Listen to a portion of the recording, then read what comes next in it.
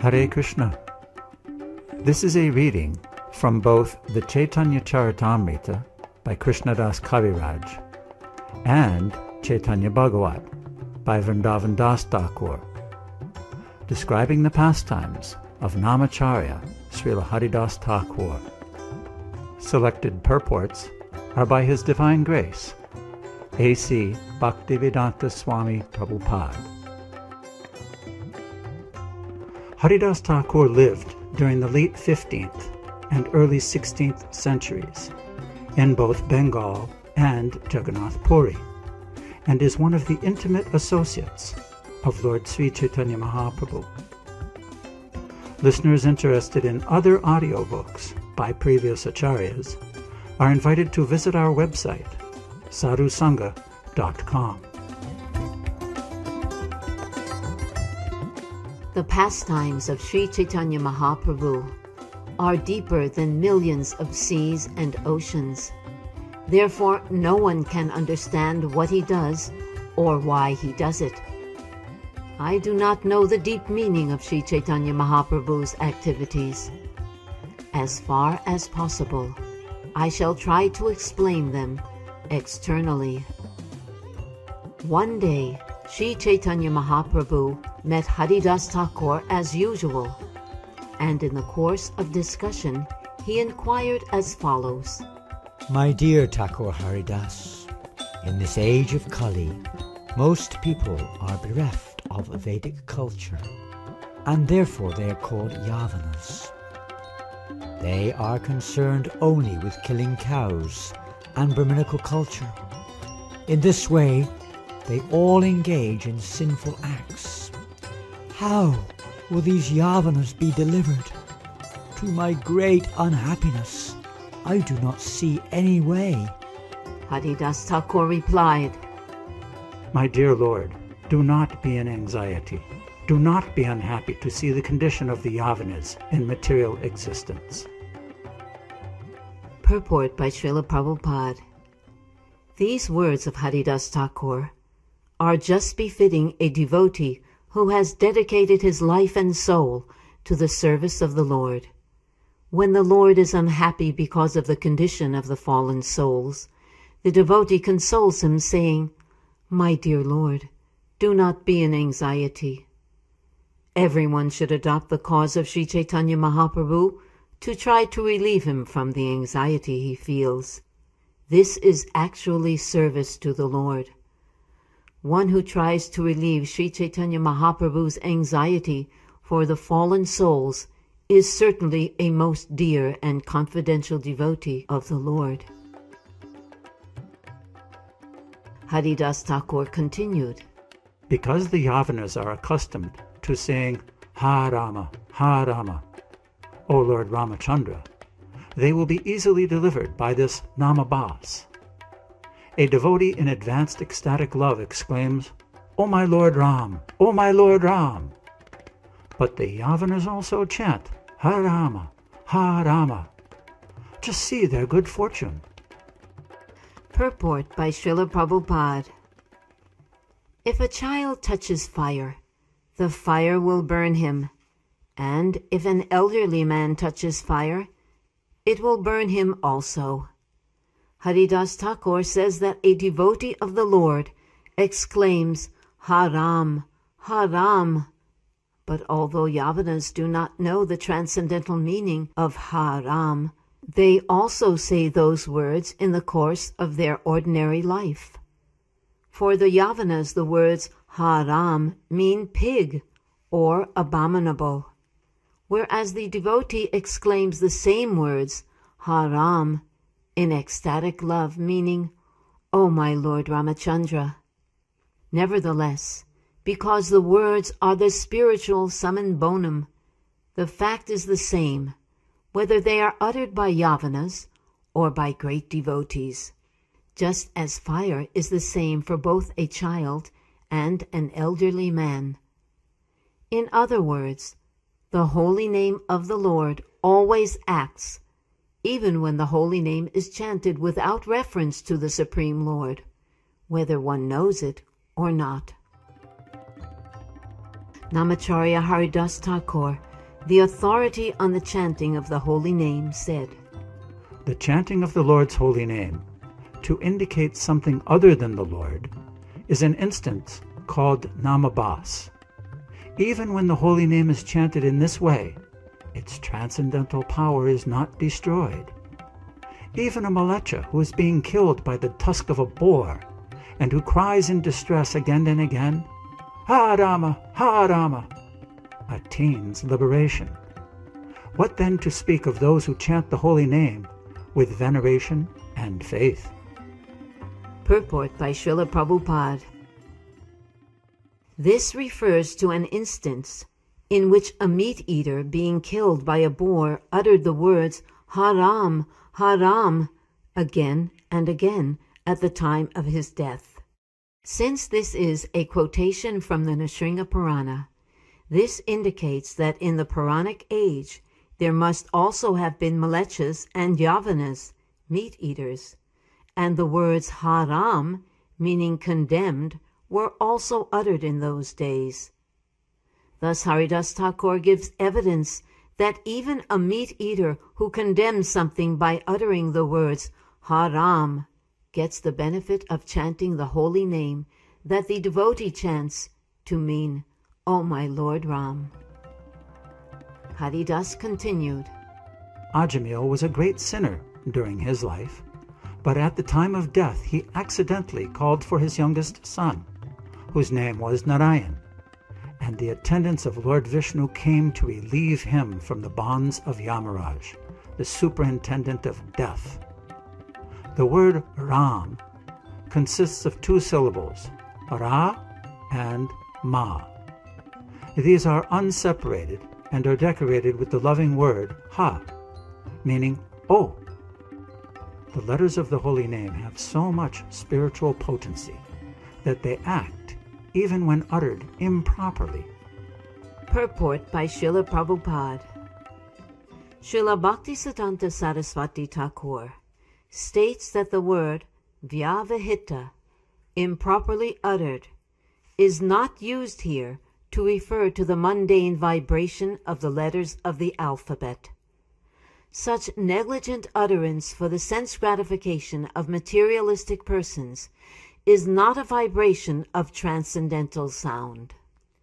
Utterance of the holy name, while one engages in sense gratification, is an impediment on the path toward achieving ecstatic love for Krishna. On the other hand, if one who is eager for devotional service utters the holy name even partially or improperly, the holy name, which is identical with the Supreme Personality of Godhead, exhibits its spiritual potency because of that person's offenseless utterance. Thus one is relieved from all unwanted practices, and one gradually awakens his dormant love for Krishna.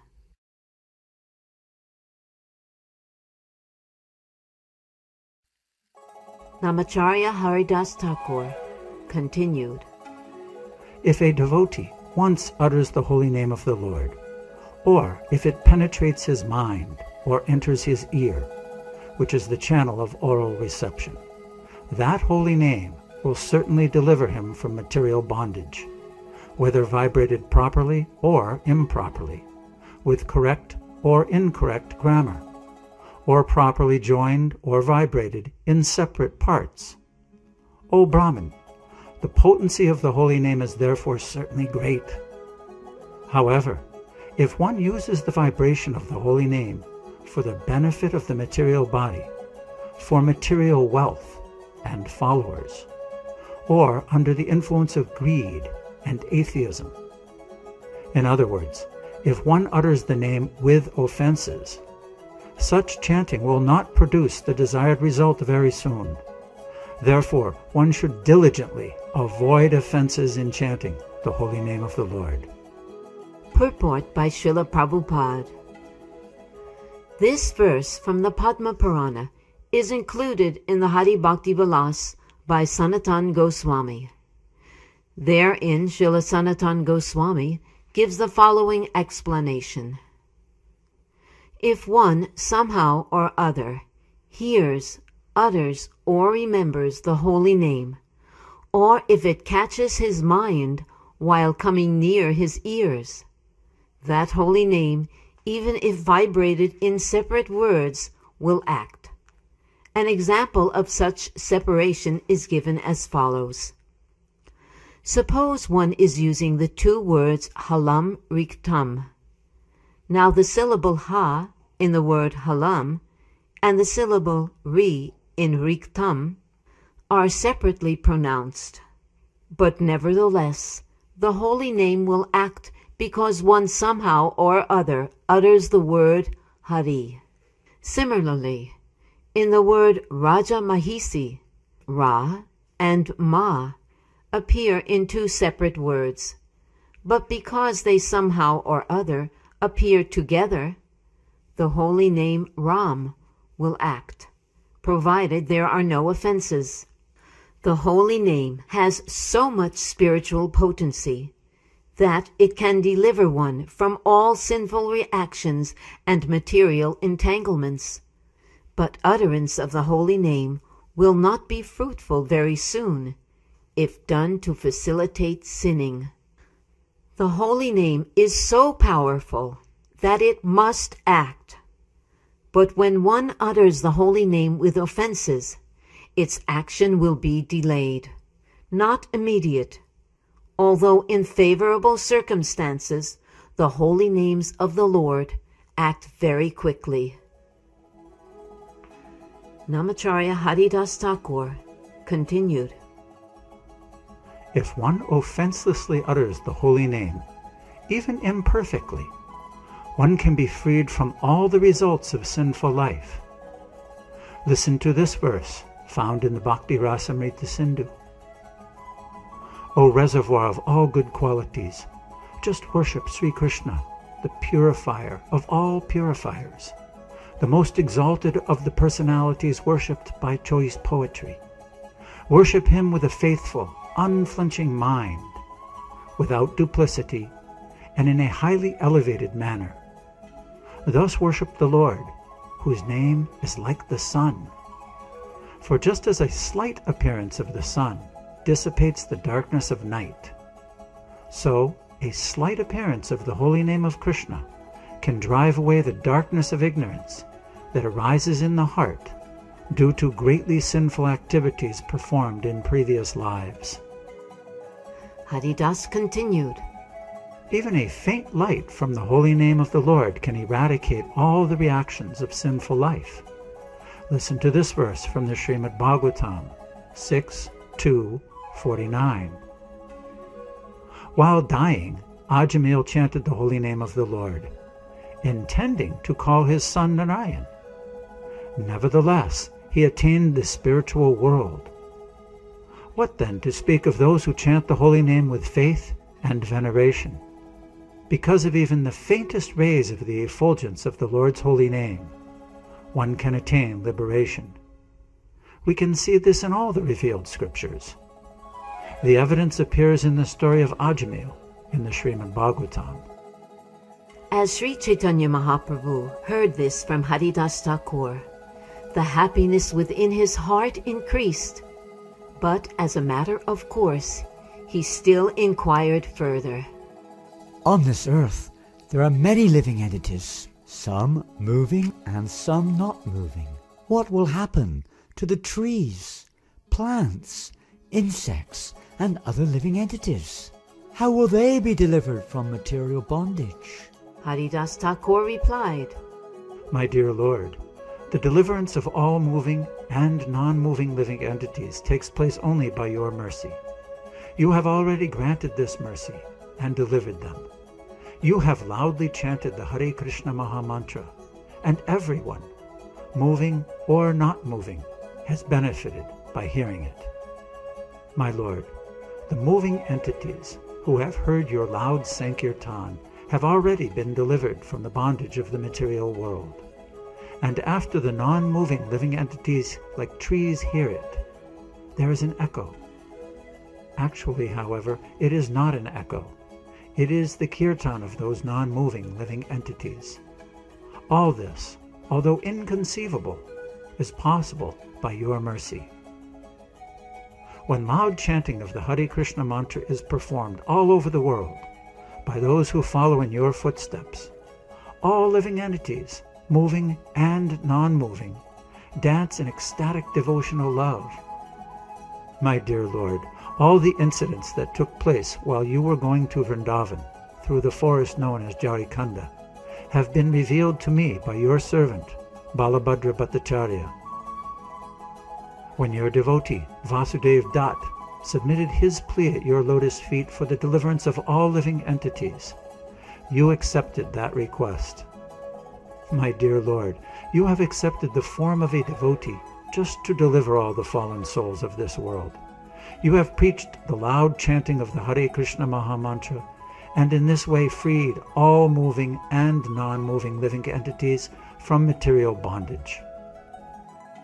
Sri Chaitanya Mahaprabhu replied, If all living entities are liberated, the entire universe would be devoid of living beings. Haridasa Thakur replied, My Lord, as long as you are situated within the material world, you will send to the spiritual sky all developed moving and non-moving living entities in different species. Then again, you will awaken the living entities who are not yet developed and engage them in activities. In this way, all moving and non-moving living entities will come into existence, and the entire universe will be filled as it was previously. Purport by Srila Prabhupada. While we are preaching, opposing elements sometimes argue, if all living entities were delivered by the Krishna consciousness movement, what would happen then? The universe would be devoid of living entities. In answer to this, we may say that in a prison there are many prisoners, but if one thinks that the prison would be empty if all the prisoners adopted good behavior, he is incorrect. Even if all the prisoners within a jail are freed, other prisoners will fill it up again. A prison will never be vacant, for there are many prospective criminals who will fill the prison cells, even if the present criminals are freed by the government. Haridas continued. Previously, when Lord Ram left this world, he took with him all the living entities of Ayodhya. Then he filled Ayodhya again with other living entities. My dear Lord, you have set a plan in motion by descending to this material world, but no one can understand how you are acting. Formerly, when Lord Krishna descended in Vrindavan, he freed all living entities in the universe from material existence in the same way. Listen to this quotation from the Srimad Bhagavatam and Vishnu Purana. Krishna, the unborn Supreme Personality of Godhead, Master of all masters of mystic power, delivers the living entities, moving and non-moving. Nothing is astonishing in the activities of the Lord.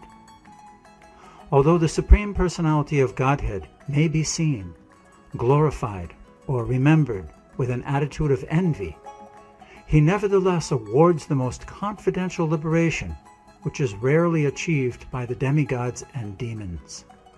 What then can be said of those who are already engaged in devotional service to the Lord? By descending as an incarnation at Navadvip, you, just like Krishna, have already delivered all living entities in this universe. One may say that he understands the glories of Sri Chaitanya Mahaprabhu. He may know whatever he may know, but as far as I am concerned, this is my conclusion. My dear Lord, your pastimes are just like an ocean of nectar. It is not possible for me to conceive how great that ocean is, or even to understand a drop of it. Hearing all this, Sri Chaitanya Mahaprabhu was astonished. These are actually my confidential pastimes. How could Haridas have understood them? Greatly satisfied by the statements of Haridasa Thakur, Sri Chaitanya Mahaprabhu embraced him. Outwardly, however, he avoided further discussions of these matters. This is a characteristic of the Supreme Personality of Godhead. Although he wants to cover his opulence, he cannot do so before his devotees. This is well known everywhere and beautifully stated by Yamunacharya in his Strota Ratna. O my Lord, everything within material nature is limited by time, space, and thought. Your characteristics, however, being unequaled and unsurpassed, are always transcendental to such limitations. You sometimes cover your characteristics by your own energy, but nevertheless, your unalloyed devotees are always able to see you under all circumstances. Then Sri Chaitanya Mahaprabhu went to his personal devotees and began speaking about Haridasa Thakur's transcendental qualities as if he had hundreds of mouths. Sri Chaitanya Mahaprabhu derives great pleasure glorifying his devotees, and among the devotees, Haridasa Thakur is the foremost. The transcendental qualities of Haridasa Thakur are innumerable and unfathomable. One may describe a portion of them, but to count them all is impossible. In the Chaitanya Mangala, Srila Vrindavan Das Thakur has described the attributes of Haridasa Thakur to some extent. No one can describe all the qualities of Haridasa Thakur. One may say something about them just to purify himself. O devotees of Sri Chaitanya Mahaprabhu, please hear something about the qualities of Haridasa Thakur that Srila Vrindavan Das Thakur has not described in detail.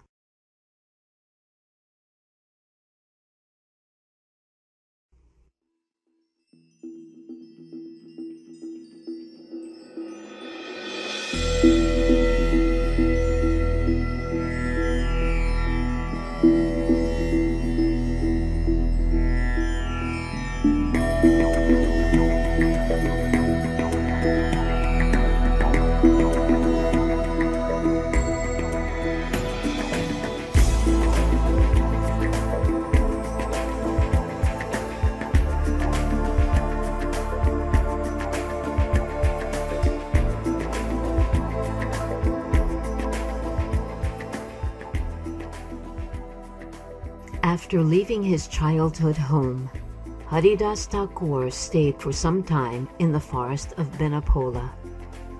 Haridasa Thakur constructed a cottage in a solitary forest. There he planted a tulsi plant, and in front of the tulsi he would chant the holy name of the Lord 300,000 times daily. He chanted throughout the entire day and night. Purport by Srila Prabhupada. The village of Benapola is situated in the district of Yasohara, which is now in Bangladesh. From his personal example, we can understand that chanting Hare Krishna Maha Mantra and becoming highly elevated in Krishna consciousness is very simple. Without difficulty, one can sit down anywhere, especially on the bank of the Ganges, Jamuna, or any other sacred river, devise a sitting place or cottage, plant a tulsi tree, and before the tulsi, chant Hare Krishna Maha Mantra undisturbed. Haridasa Thakur used to chant the holy name on his beads 300,000 times daily. Throughout the entire day and night, he would chant the 16 names of the Hare Krishna Maha Mantra. One should not, however, imitate Haridasa Thakur, for no one else can chant the holy name 300,000 times a day. Such chanting is for the Mukta Purush, or liberated soul. We can follow his example, however, by chanting at least 16 rounds of the Hare Krishna Maha Mantra on beads every day and offer respect to the tulsi plant. This is not at all difficult for anyone, and the process of chanting the Hare Krishna Maha Mantra with a vow before the tulsi plant has such great spiritual potency that simply by doing this, one can become spiritually strong. Therefore, we request the members of the Hare Krishna movement to follow Haridasa Thakur's example rigidly. Chanting 16 rounds does not take much time, nor is offering respects to the tulsi plant difficult. The process has immense spiritual potency. One should not miss this opportunity. For his bodily maintenance, he would go to a Brahmana's house and beg some food. He was spiritually so influential that all the neighboring people worshipped him. Purport by Srila Prabhupada. In the days of Haridasa Thakur, all the Brahmins worshipped Narayan in the form of Shalagram Shila. Therefore, begging from a Brahmin's house meant taking Krishna Prasadam, which is transcendental. If we take food from the houses of others, such as karmis, we shall have to share the qualities of those from whom we take alms. Therefore, Sri Chaitanya Mahaprabhu took prasadam in the houses of Vaishnavas. This is the general process. The members of the Krishna consciousness movement are advised not to take food from anywhere but a Vaishnav's or Brahmin's house, where deity worship is performed. A landholder named Ramachandra Khan was the zamindar of that district. He was very envious of Vaishnavas and was therefore a great atheist. Unable to tolerate that such respect was being offered to Haridasa Thakur, Ramachandra Khan planned in various ways to dishonor him. By no means could he find any fault in the character of Haridasa Thakur. Therefore, he called for local prostitutes and began a plan to discredit His Holiness. Ramachandra Khan said to the prostitutes, "There is a mendicant named Haridasa Thakur.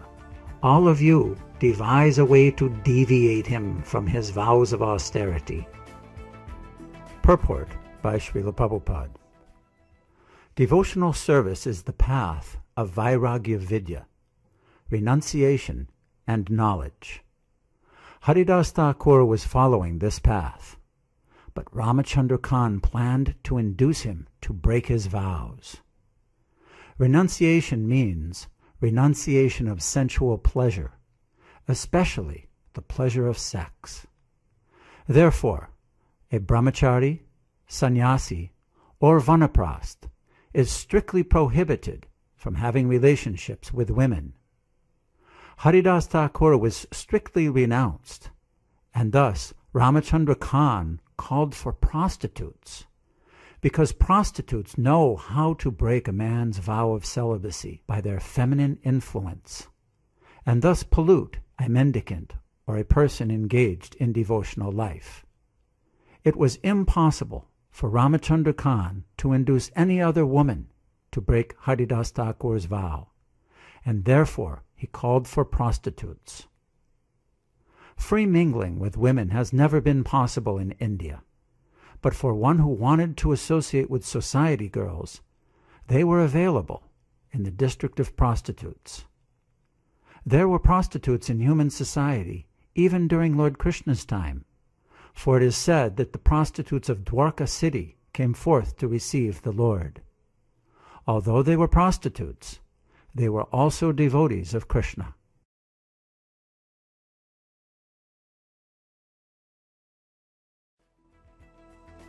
Among the prostitutes, one attractive young girl was selected. "I shall attract the mind of Haridasa Thakur within 3 days," she promised. Ramachandra Khan said to the prostitute, "My constable will go with you, so that as soon as he sees you with Haridasa Thakur, immediately he will arrest him and bring both of you to me." The prostitute replied, "First let me have union with him once. Then the second time I shall take your constable with me to arrest him." At night, the prostitute, after dressing herself most attractively, went to the cottage of Haridasa Thakur with great jubilation. After offering obeisances to the tulsi plant, she went to the door of Haridasa Thakur, offered him obeisances, and stood there.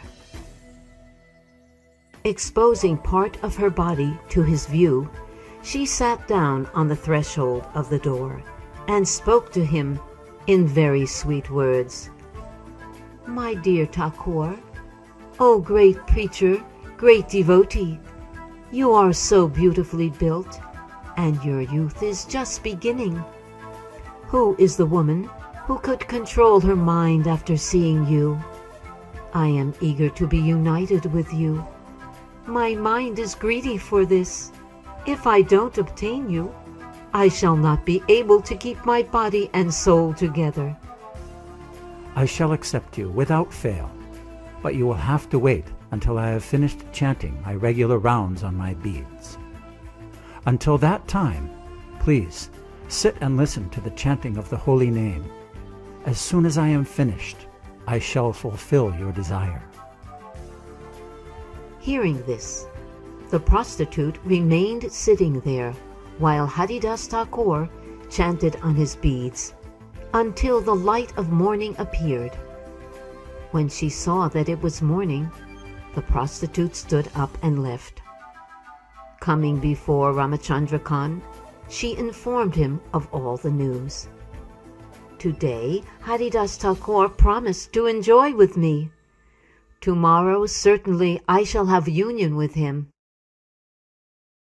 The next night, when the prostitute came again, Haridasa Thakur gave her many assurances. Last night you were disappointed. Please excuse my offense. I shall certainly accept you. Please sit down and hear the chanting of the Hare Krishna Mahamantra until my regular chanting is finished.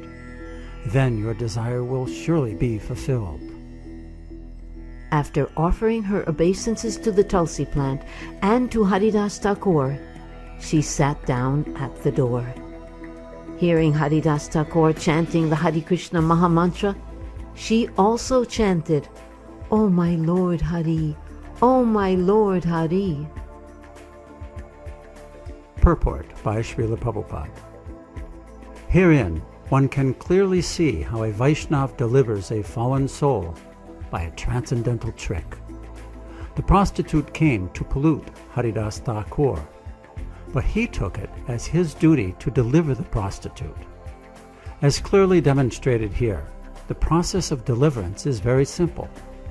With faith and reverence, the prostitute associated with Haridasa Thakur, who personally treated her material disease by chanting the Hare Krishna Mahamantra. Although the prostitute had an ulterior motive, somehow or other she got the association of a Vaishnav and satisfied him by occasionally chanting in imitation. The conclusion is that associating with a Vaishnav, chanting the holy name of the Lord, and offering obeisances to the Tulsi plant or a Vaishnav all lead one to become a transcendental devotee who is completely cleansed of all material contamination. When the night came to an end, the prostitute was restless. Seeing this, Haridasa Thakur spoke to her as follows. I have vowed to chant 10 million times a month. I have taken this vow, but now it is nearing its end. Purport by Srila Prabhupada. According to external vision, Haridasa Thakur belonged to a Muslim family. Nevertheless, because he engaged himself in performing the yajna of chanting the Hare Krishna Mahamantra, he became a regularly initiated Brahmin.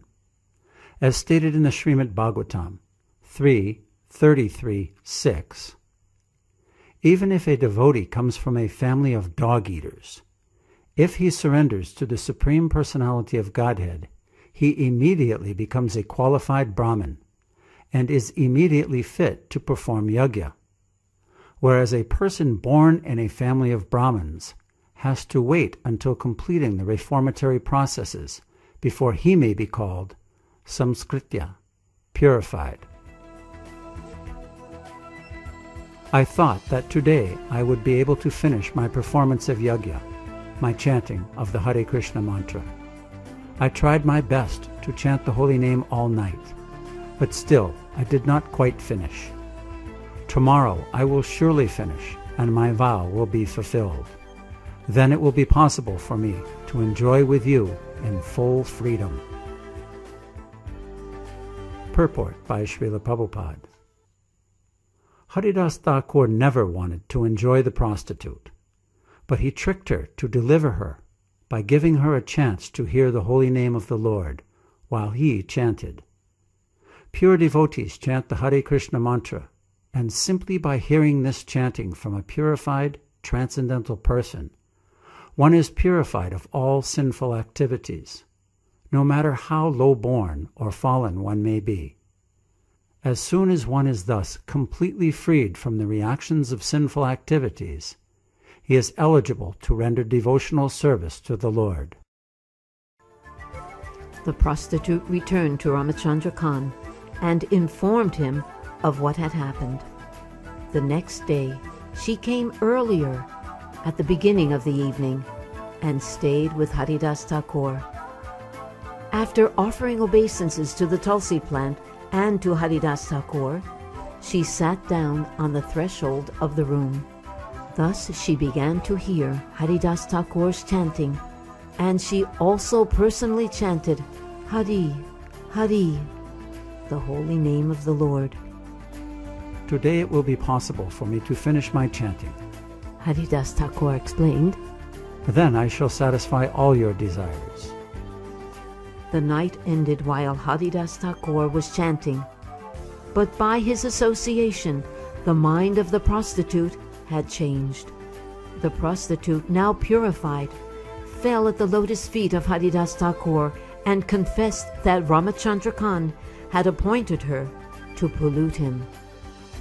Because I have taken the profession of a prostitute, she said, I have performed unlimited sinful acts. My Lord, be merciful to me. Deliver my fallen soul. Haridasa Thakur replied, I know everything about the conspiracy of Ramachandra Khan. He is nothing but an ignorant fool. Therefore his activities do not make me feel unhappy. On the very day Ramachandra Khan was planning his intrigue against me, I would have left this place immediately.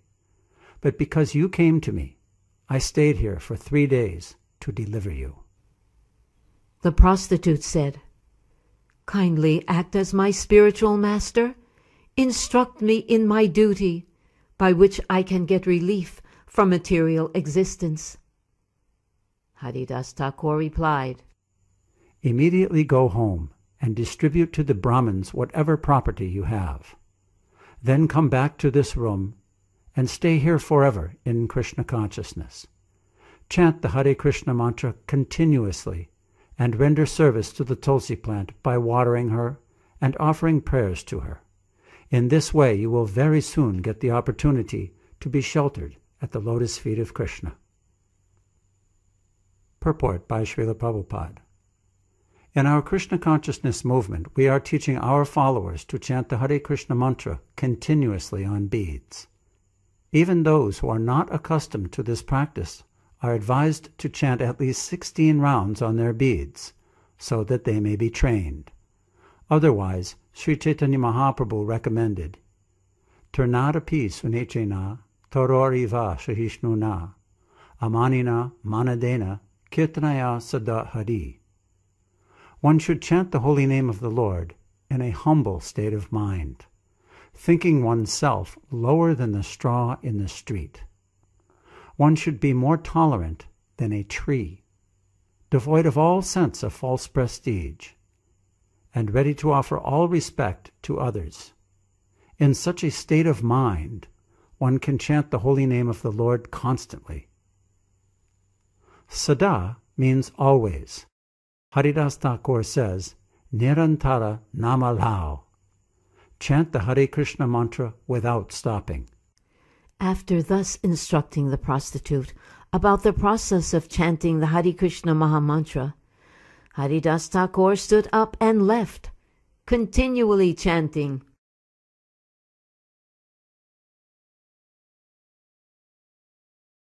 Thereafter, the prostitute distributed to the Brahmanas whatever household possessions she had, following the order of her spiritual master. Purport by Srila Prabhupada. All the girl's possessions had been earned by professional prostitution and were therefore products of her sinful life. When such possessions are given to the Brahmins and Vaishnavas, who engage them in the service of the Lord because of their advancement in spiritual life, this indirectly helps the person who gives the charity, for he is thus relieved of sinful reactions. As Krishna promises, Aham tvam sarva papebhyo mokshayashyami, I shall save you from all sinful reactions. The prostitute shaved her head clean in accordance with Vaishnava principles and stayed in that room wearing only one cloth. Following in the footsteps of her spiritual master, she began chanting the holy name of Krishna 300,000 times a day. She chanted throughout the entire day and night. She worshipped the tulsi plant, following in the footsteps of her spiritual master. Instead of eating regularly, she chewed whatever food she received as alms, and if nothing was supplied, she would fast. Thus, by eating frugally and fasting, she conquered her senses, and as soon as her senses were controlled, symptoms of love of Godhead appeared in her person. Thus, the prostitute became a celebrated devotee. She became very advanced in spiritual life, and many stalwart Vaishnavas would come to see her. Purport by Srila Prabhupada. Stalwart, highly advanced Vaishnava devotees are not interested in seeing prostitutes. But when a prostitute or any other fallen soul becomes a Vaishnava, stalwart Vaishnavas are interested in seeing them. Anyone can be turned into a Vaishnava if he or she follows the Vaishnava principles. A devotee who follows these principles is no longer on the material platform. Therefore, it is one's strict adherence to the principles that should be considered, not the country of one's birth.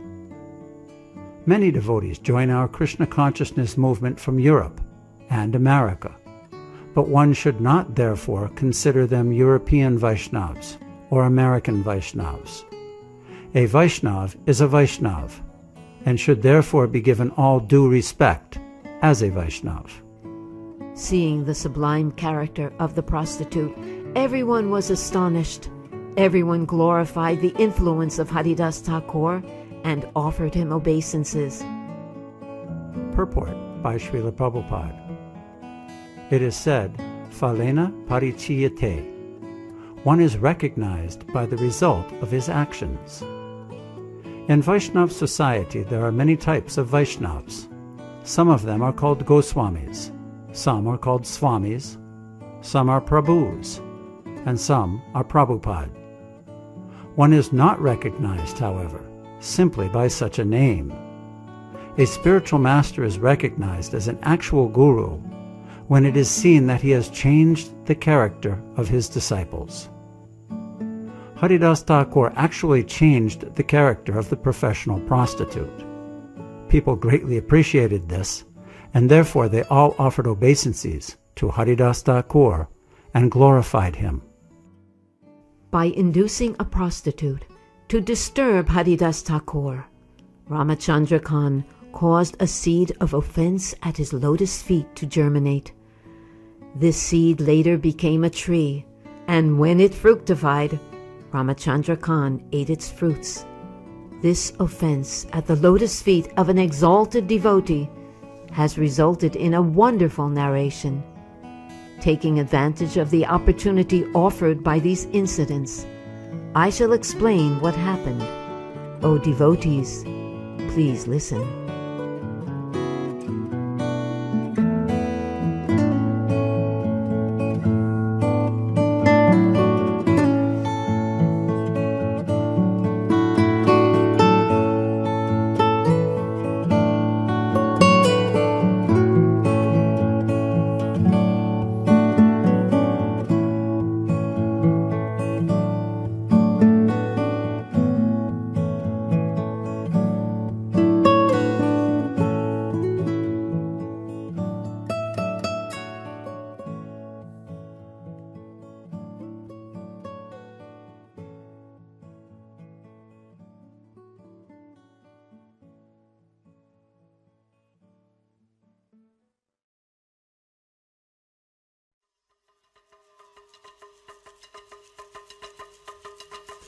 Ramachandra Khan was naturally a non-devotee. Now, having offended the lotus feet of Haridasa Thakur, he became just like a demoniac atheist. Because of blaspheming the cult of Vaishnavism and insulting the devotees for a long time, he now received the results of his offensive activities. When Lord Nityananda returned to Bengal to preach the cult of bhakti, love of Godhead, he began touring all over the country for two purposes: to spread the cult of bhakti and to defeat and subdue the atheists. Lord Nityananda, the most dedicated devotee of the Lord, moved throughout the country. Purport by Srila Prabhupada. Nityananda Prabhu carried out the order of Lord Sri Chaitanya Mahaprabhu in this way, and those who strictly follow Nityananda Prabhu perform the same activities. There are two classes of devotees. One is called Gosthianandi, and the other is called Bhajananandi. A devotee who does not preach, but always engages in devotional activities, is called a Bhajananandi, whereas a devotee who is not only expert in devotional service, but who also preaches the cult of bhakti and defeats all kinds of agnostics, is called a Gosthianandi. Lord Nityananda, who is omniscient because he is the Supreme Personality of Godhead, came to the house of Ramachandra Khan and sat down on the altar of the Durga Mandap. Purport by Srila Prabhupada. Well-to-do Hindu gentlemen constructed their houses with a place called the Durga Mandap for the worship of the goddess Durga. There they generally held worship of the goddess every year in the month of Ashvina. Ramachandra Khan possessed such a Durga Mandap at his residence. When the Durga Mandap and the courtyard became filled with crowds of men, Ramachandra Khan, who was inside the house, sent his servant to Lord Nityananda. Purport by Srila Prabhupada. In those days, and even now, the palatial buildings of respectable people, especially in the villages of Bengal, were divided into two parts. The inside part was especially meant for the family, and the ladies would live there, unexposed to men. That part of the house was called Bitara Badi, or the inside house. In the outside house, or Bahir Badi, the respectable gentleman received visitors and kept his business office. The Durga Mandap would be part of this outside house. Thus, when Lord Nityananda entered the outside house, Ramachandra Khan was in the inside house with members of his family. When Nityananda Prabhu arrived, Ramachandra did not receive him personally, but sent his servant to inform him indirectly to go away. The servant informed Lord Nityananda, "My dear sir, Ramachandra Khan has sent me to accommodate you to some common man's house. You might go to the house of a milkman, for the cowshed is spacious, whereas the space here in the Durga Mandap is insufficient, because you have many followers with you." When Nityananda Prabhu heard this order from the servant of Ramachandra Khan, he became very angry and came out. Laughing very loudly, he spoke as follows. "Ramachandra Khan spoke rightly. This place is unfit for me. It is fit for cow-killing meat-eaters." Having said this, Lord Nityananda stood up and left in an angry mood. To chastise Ramachandra Khan, he did not even stay in that village. Ramachandra Khan ordered the servant to dig up the dirt in the place where Lord Nityananda had sat. To purify the Durga Mandap temple and the courtyard, Ramachandra Khan sprinkled and smeared it with water mixed with cow dung, but still his mind was unsatisfied. Ramachandra Khan's business was questionable, for he tried to avoid paying income tax to the government. Therefore, the government's Minister of Finance was angry and came to his residence. the Muslim minister made his residence in the Durga Mandap of Ramachandra Khan. He killed a cow and cooked the meat at that very place. He arrested Ramachandra Khan along with his wife and sons, and then he continuously plundered the house and village for 3 days. In that very room he cooked the flesh of a cow for 3 consecutive days. Then the next day he left, accompanied by his followers. The Muslim minister took away Ramachandra Khan's position, wealth, and followers. For many days the village remained deserted. Wherever an advanced devotee is insulted, for one man's fault, the entire town or place is afflicted.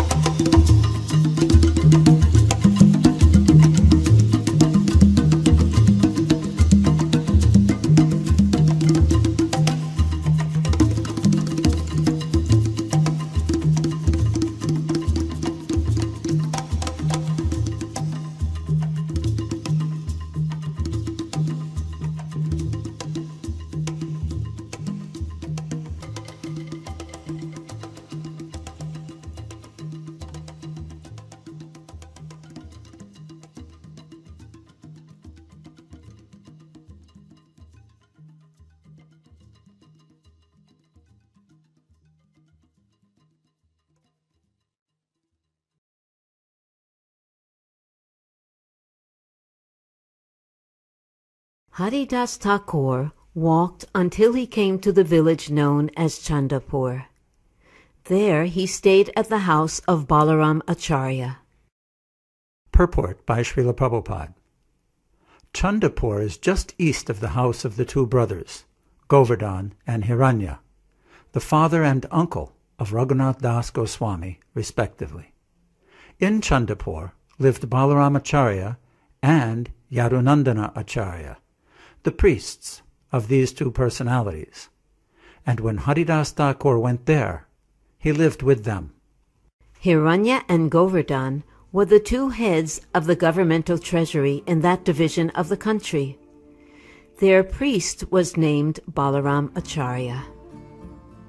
In the village, Haridasa Thakur was given a solitary thatched cottage where he performed the chanting of the Hare Krishna Maha Mantra. He accepted prasad at the house of Balaram Acharya. Raghunath Das, who was the son of Govardhan and was later to become Raghunath Das Goswami, was a boy at that time engaged in study. He came to see Haridasa Thakur daily. Naturally, Haridasa Thakur was merciful toward him, and because of the merciful benediction of this Vaishnava, he later attained the shelter of Sri Chaitanya Mahaprabhu's lotus feet. At the residence of Hiranya and Govardhan, discourses took place by which Haridasa Thakur was glorified. O devotees, please listen to that wonderful story. One day, Balaram Acharya requested Haridasa Thakur with great humility to come to the assembly of the Majumdaras, Hiranya and Govardhan. Thus Balaram Acharya went there with Haridasa Thakur. Seeing Haridasa Thakur, the 2 brothers immediately stood up and fell at his lotus feet. Then, with great respect, they offered him a place to sit. In that assembly were many learned scholars, brahmanas, and respectable gentlemen. The 2 brothers, Hiranya and Govardhan, were also greatly learned. Everyone there began to speak of Haridasa Thakur's great qualities as if they had 5 mouths. Hearing this, both brothers were extremely happy. It was mentioned in the assembly that Haridasa Thakur chanted the holy names of Krishna 300,000 times a day. Thus all the learned scholars began to discuss the glories of the holy name. Some of them said, "By chanting the holy name of the Lord, one is freed from the reactions of all sinful life." Others said, "Simply by chanting the holy name of the Lord, a living being is liberated from material bondage." Haridasa Thakur protested. These two benedictions are not the true result of chanting the holy name. Actually, by chanting the holy name without offenses, one awakens his ecstatic love for the lotus feet of Krishna. This is confirmed by a verse from the Srimad Bhagavatam, 11:2-40.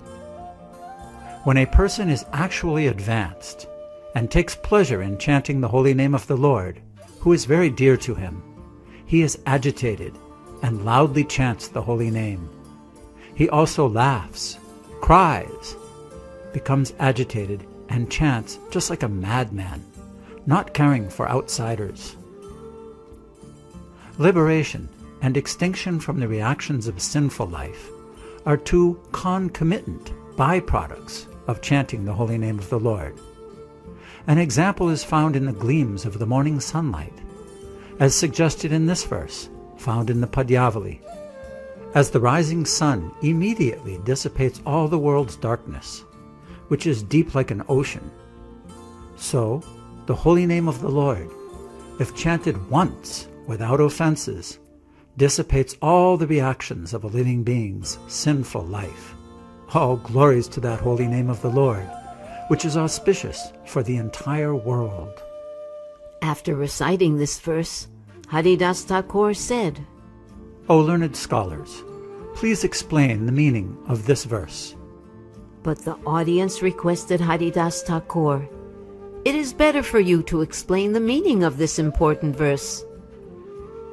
Haridasa Thakur explained, As the sun begins to rise, even before it is visible, it dissipates the darkness of night. With the first glimpse of sunlight, fear of thieves, ghosts, and demons immediately disappears. And when the sun is actually visible, everything is manifest, and everyone begins performing his religious activities and regulative duties. Similarly, the first hint that offenseless chanting of the Lord's holy name has awakened dissipates the reactions of sinful life immediately. And when one chants the holy name offenselessly, one awakens to service in ecstatic love at the lotus feet of Krishna. Liberation is the insignificant result derived from a glimpse of the awakening of offenseless chanting of the holy name.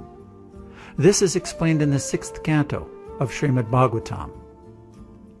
While dying, Ajamil chanted the holy name of the Lord, intending to call his son Narayan. Nevertheless, he attained the spiritual world. What then to speak of those who chant the holy name with faith and reverence? Haridas continued, Liberation, which is unacceptable for a pure devotee, is always offered by Krishna without difficulty, as explained by Lord Kapiladev. My devotees do not accept Salokya, Sharsti, Swarupya, Samipya, or oneness with me, even if I offer these liberations, in preference to serving me. At the house of Hiranya and Govardhan Majumdara, a person named Gopala Chakravarti was officially the chief tax collector. His duty as chief tax collector was to collect 1,200,000 coins to deposit in the treasury of the emperor. He had handsome bodily features and was learned and youthful, but he could not tolerate the statement that simply by glimpsing the awakening of the Lord's holy name, one can attain liberation. This young man, Gopala Chakravarti, became very angry upon hearing the statements of Haridasa Thakur. he immediately criticized him. "O assembly of learned scholars," he said, "just hear the conclusion of this emotional devotee. After many millions upon millions of births, when one is complete in absolute knowledge, one still may not attain liberation. Yet this man says that one may attain it simply by the awakening of a glimpse of the holy name." Haridasa Thakur said, "Why are you doubtful? The revealed scriptures say that one can attain liberation simply by a glimpse of offenseless chanting of the holy name. For a devotee who enjoys the transcendental bliss of devotional service, liberation is most insignificant. Therefore, pure devotees never desire to achieve liberation. Evidence of this is stated in the Hari Bhakti Sudhodaya. My dear Lord, O Master of the universe, since I have directly seen you, my transcendental bliss has taken the shape of a great ocean. Being situated in that ocean, I now realize all other so-called happiness, including even Brahmananda, to be like the water contained in the hoofprint of a calf." Gopala Chakravarti angrily said, "If one is not liberated by Namabas, then you may be certain that I shall cut off your nose." Then Haridasa Thakur accepted the challenge offered by Gopala Chakravarti. "If by Namabas liberation is not available, certainly I shall cut off my own nose." All the members of the assembly who had heard the challenge were greatly agitated, and they got up, making a tumultuous sound.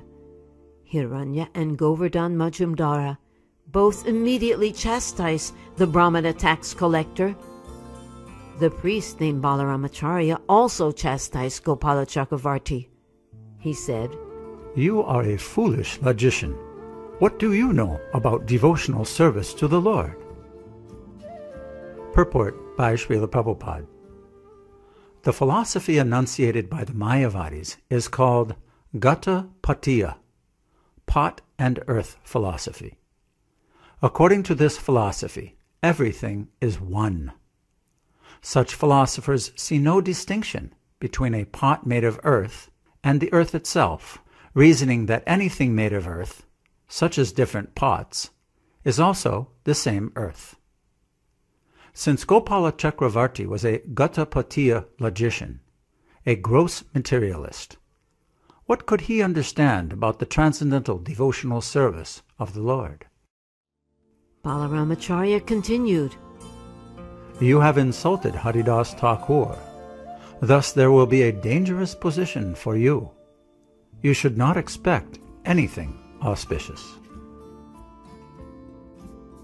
Then Haridasa Thakur got up to leave, and the Majumdaras, Gopala Chakravarti's employers, immediately kicked him out and dismissed him from their service. With all the members of the assembly, the two Majumdaras fell at the lotus feet of Haridasa Thakur. Haridasa Thakur was smiling, however, and he spoke in a sweet voice. "None of you are at fault. Indeed, even this ignorant, so-called Brahmin is not at fault, for he is accustomed to dry speculation and logic. One cannot understand the glories of the holy name simply by logic and argument.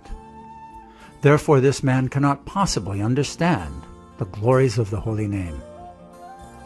All of you now, please go to your homes. May Lord Krishna bestow his blessings upon you all. Do not be sorry because of my being insulted."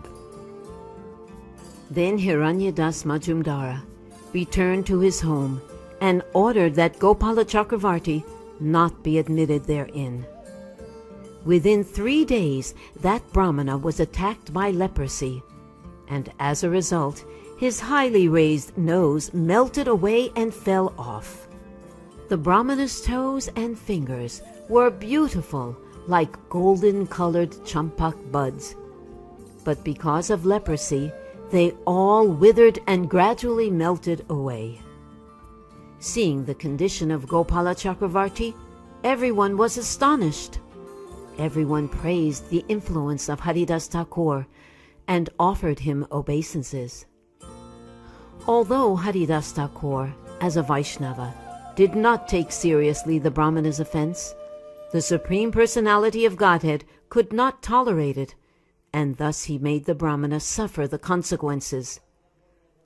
A characteristic of a pure devotee is that he excuses any offense by an ignorant rascal. A characteristic of Krishna, however, is that he cannot tolerate blasphemy of his devotees. Purport by Srila Prabhupada. The characteristic of a Vaishnav and the characteristic of the Lord mentioned in this verse are very significant. In his Shikshastika, Sri Chaitanya Mahaprabhu has taught the characteristics of a Vaishnav. Turnadapi sunichena tororiva shihishnuna amanina manadena kirtanaya sadahadi. A Vaishnav strictly follows this principle of being humbler than the grass and more tolerant than a tree, expecting no honor from others, but offering honor to everyone. In this way, a Vaishnava is simply interested in chanting about the Supreme Personality of Godhead and glorifying Him. Haridasa Thakur epitomized this foremost order of Vaishnavism. Krishna, however, cannot tolerate any insults or blasphemy against a Vaishnav. For example, Prahlad Maharaj was chastised by his father, Hiranyakasipu, in so many ways. But although Prahlad tolerated this, Krishna did not. The Lord therefore came in the form of Nrsimhadev to kill Hiranyakasipu. Similarly, although Srila Haridasa Thakur tolerated the insult by Gopala Chakravarti, Krishna could not. The Lord immediately punished Gopal Chakravarti by making him suffer from leprosy. Offending or blaspheming a Vaishnav has been described as the greatest offense, and it has been compared to a mad elephant. When a mad elephant enters a garden, it ruins all the creepers, flowers, and trees. Similarly, if a devotee properly executing his devotional service becomes an offender at the lotus feet of his spiritual master or another Vaishnav, his devotional service is spoiled.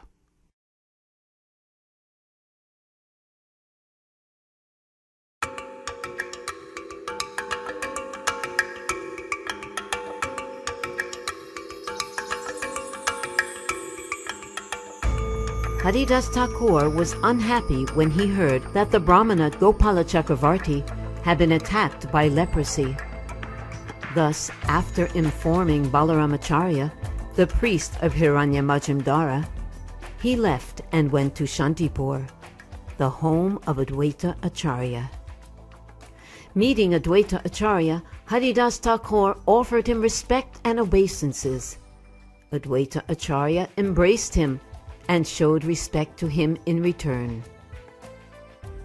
On the bank of the Ganges, in a solitary place, Advaita Acharya made a cave-like home for Haridasa Thakur and spoke to him about the real meaning of Srimad Bhagavatam and the Bhagavad Gita in terms of devotional service.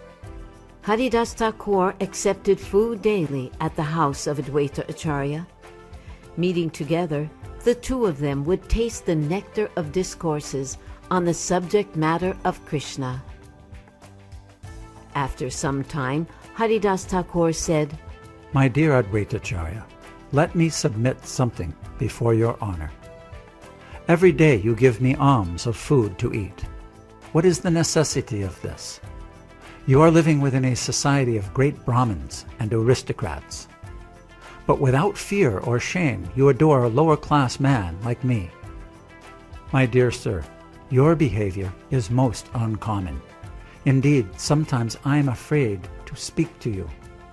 Please favor me by protecting me from the behavior of society." Purport by Srila Prabhupada. While Haridasa Thakur was staying under the care of Advaita Acharya, he was afraid of the behavior of the society in Shantipur, which was full of exceedingly aristocratic Brahmins, Kshatriyas, and Vaishyas. Haridasa Thakur was born in a Muslim family and was later recognized as a great Vaishnav. But nevertheless, the Brahmins were very critical of him. Thus, Haridasa Thakur was afraid that Advaita Acharya would be put into some difficulty because of his familiarity with Haridasa Thakur. Srila Advaita Acharya treated Haridasa Thakur as a most elevated Vaishnav. But others, like Ramachandra Khan, were envious of Haridasa Thakur. Of course, we have to follow in the footsteps of Advaita Acharya, not caring for the people like Ramachandra Khan. At present, many Vaishnavas are coming to our Krishna consciousness movement from among the Europeans and Americans. And although men like Ramachandra Khan are always envious of such Vaishnavas, one should follow in the footsteps of Srila Advaita Acharya by treating all of them as Vaishnavas. Although they are not as exalted as Haridasa Thakur, such Americans and Europeans, having accepted the principles of Vaishnava philosophy and behavior, should never be excluded from Vaishnava society. Advaita Acharya replied, My dear Haridas, do not be afraid. I shall behave strictly according to the principles of the revealed scriptures. Purport by Srila Prabhupada. Srila Advaita Acharya was not afraid of the strict Brahminical culture and customs of society. As stated in the Shastric injunctions, which are the true medium of evidence or proof, anyone can go back to Godhead, even if born in a low family. Krishna says in the Bhagavad Gita 9:32, Mam hi partha vyapashritya ye pisu papayonaya striyo vaishas tata sudras tepi yanti param gatim. O son of Pritha, those who take shelter in me, though they be of lower birth, women, Vaishyas, and Sudras, can attain the supreme destination. Though having taken a low birth in human society, one who accepts Krishna as the Supreme Personality of Godhead is quite competent to go back home, back to Godhead, and one who is a bona fide candidate for going back to Godhead should not be considered low-born or a Chandala. That is also a Shastric injunction, as stated in the Srimad Bhagavatam 2:4-18. Kirata hunandra pulinda pulkasha abhira shumba yavana kasadaya yanye chapapa yarapasraya sraya sudyanti tasmai prabhavishnave namaha. Not only the Yavanas and Kasadaya, but even those born in still lower families can be purified by the grace of a devotee of Lord Krishna. For Krishna empowers such devotees to perform this purification. Advaita Acharya had confidence in the Shastric evidence and did not care about social customs. The Krishna consciousness movement, therefore, is a cultural movement that does not care about the local social conventions. Following in the footsteps of Sri Chaitanya Mahaprabhu and Advaita Acharya, we can accept a devotee from any part of the world and recognize him as a Brahmin as soon as he is qualified, due to following the principles of Vaishnava behavior. Feeding you is equal to feeding 10 million Brahmins. Advaita Acharya said, Therefore, accept this Shraddha Patra. Purport by Srila Prabhupada. Shraddha is prasadam, offered to the forefathers at a certain date of the year or month. The Shraddha Patra, or plate offered to the forefathers, is then offered to the best of the Brahmins in society. Instead of offering the Shraddha Patra to any other Brahmin, Advaitacharya offered it to Haridasa Thakur, considering him greater than any of the foremost Brahmins. This act by Srila Advaitacharya proves that Haridasa Thakur was always situated in a transcendental position, and was therefore always greater than even the most exalted Brahmin, for he was situated above the mode of goodness of the material world. Advaita Prabhu happened to be at that time the president of the Brahmana society, very learned scholar and Vaishnava, and he was entrusted to be the president of Brahmana society in Shantipur. So, when he performed ritualistic ceremony after the death of his father, funeral ceremony, he offered the first prasadam to Haridasa Thakur. So Haridasa Thakur was little shy accepting that Advaita Prabhu, you have exalted me in so many ways, but because according to the Smarta Vidhan, when one is performing the funeral ceremony of his father, the first portion would be offered to the best of the Brahmins. So it was offered to Haridasa Thakur. So Haridasa Thakur felt little shyness that Advaita Prabhu, you love me, that is all right, but you are doing all these things, you may be socially ostracized. So Advaita Prabhu said, no, by feeding you, I am feeding 1 crore of best Brahmins. And let any Brahmana come to me, I shall convince him. That was his statement. So, this Krishna consciousness movement is so nice that we can accept anyone. It doesn't matter where from he is coming, and make him a pure Vaishnava. Advaita Acharya was always absorbed in thoughts of how to deliver the fallen souls of the entire world. The entire world is full of non-devotees. He thought, how will they be delivered? Determined to deliver all the fallen souls, Advaita Acharya decided to cause Krishna to descend. With his vow, he began to offer Ganges water and tulsi leaves to worship the Lord. Similarly, Haridasa Thakur chanted in his cave on the bank of the Ganges with the intention of causing Krishna's descent. Because of the devotional service of these two persons, Lord Sri Chaitanya Mahaprabhu descended as an incarnation. Thus he preached the holy name of the Lord and ecstatic love of Krishna to deliver the entire world.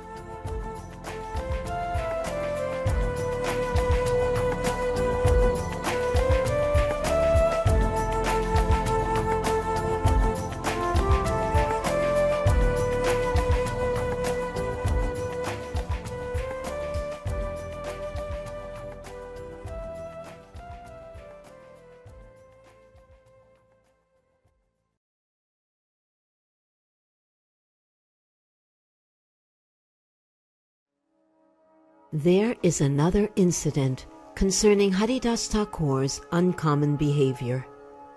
One will be astonished to hear about it. Hear about such incidents without putting forth dry arguments, for these incidents are beyond our material reasoning. One must believe in them with faith. One day, Haridasa Thakur was sitting in his cave, reciting the holy name very loudly. The night was full of moonlight, which made the waves of the Ganges look dazzling. All directions were clear and bright. Thus everyone who saw the beauty of the cave with the tulsi plant on a clean altar was astonished and satisfied at heart.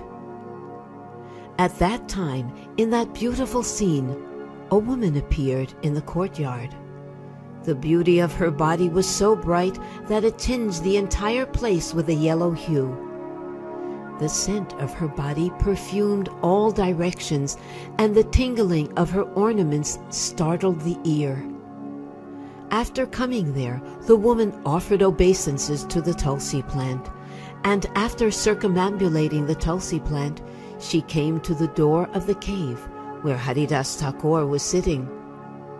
With folded hands, she offered obeisances at the lotus feet of Haridasa Thakur.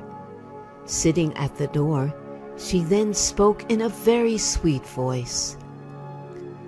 "My dear Haridas," she said, "you are the friend of the entire world. You are so beautiful and qualified. I have come here only for union with you.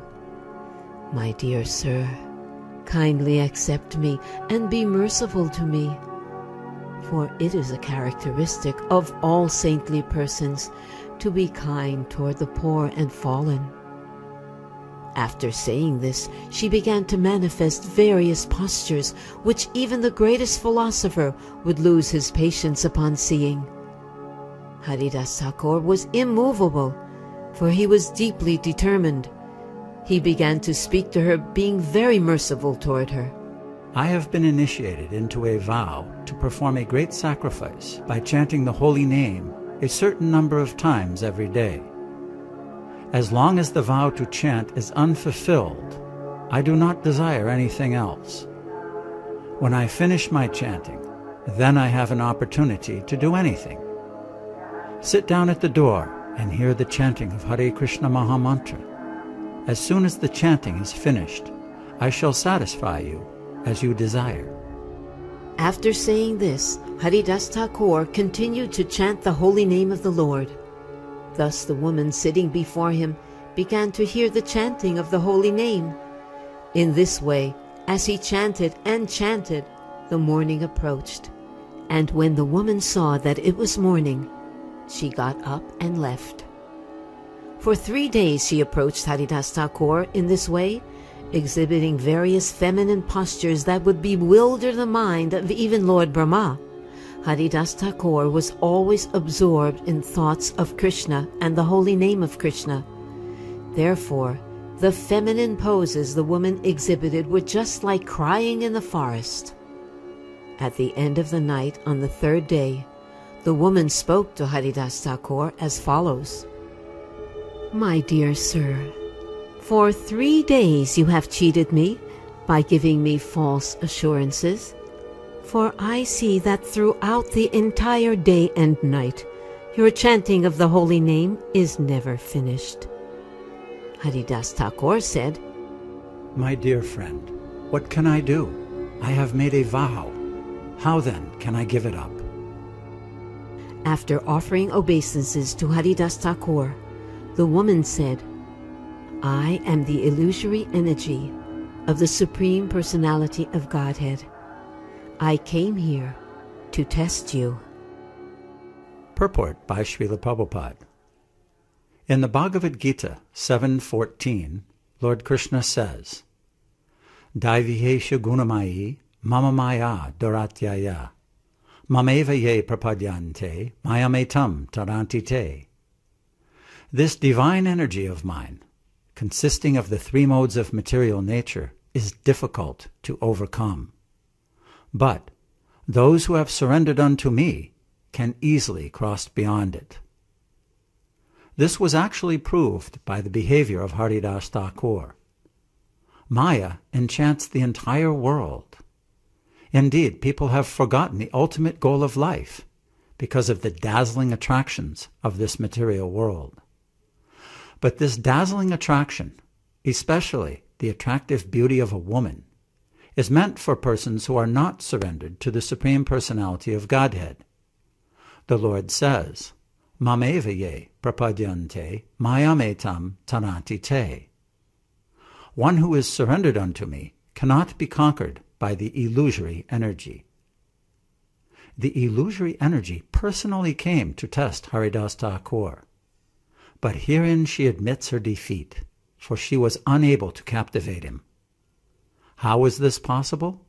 It was because Haridasa Thakur, fully surrendered to the lotus feet of Krishna, always absorbed in the thoughts of Krishna by chanting the holy names of the Lord 300,000 times daily as a vow. I have previously captivated the mind of even Lord Brahma. What to speak of others? Your mind alone I have failed to attract. Purport by Srila Prabhupada. Beginning from Lord Brahma down to the insignificant ant, everyone, without exception, is attracted by the illusory energy of the Supreme Personality of Godhead. The demigods, human beings, animals, birds, beasts, trees, and plants are all attracted by sexual desire. That is the illusion of Maya. Everyone, whether a man or woman, thinks that he is the enjoyer of the illusory energy. In this way, everyone is captivated and engaged in material activities. However, because Haridasa Thakur was always thinking of the Supreme Personality of Godhead and was always busy satisfying the senses of the Lord, this process alone saved him from the captivation of Maya. This is practical proof of the strength of devotional service. Because of his full engagement in the service of the Lord, he could not be induced to enjoy Maya. The verdict of the Shastras is that a pure Vaishnav, or a devotee of the Lord, never thinks of enjoying the material world, which culminates in sex life. He never thinks himself an enjoyer. Instead, he always wants to be enjoyed by the Supreme Personality of Godhead. Therefore, the conclusion is that the Supreme Personality of Godhead is eternal, transcendental, beyond the perception of sense gratification, and beyond material qualities. Only if a living entity gives up the false conception that the body is the self, and always thinks himself an eternal servant of Krishna and the Vaishnavas, can he surpass the influence of Maya.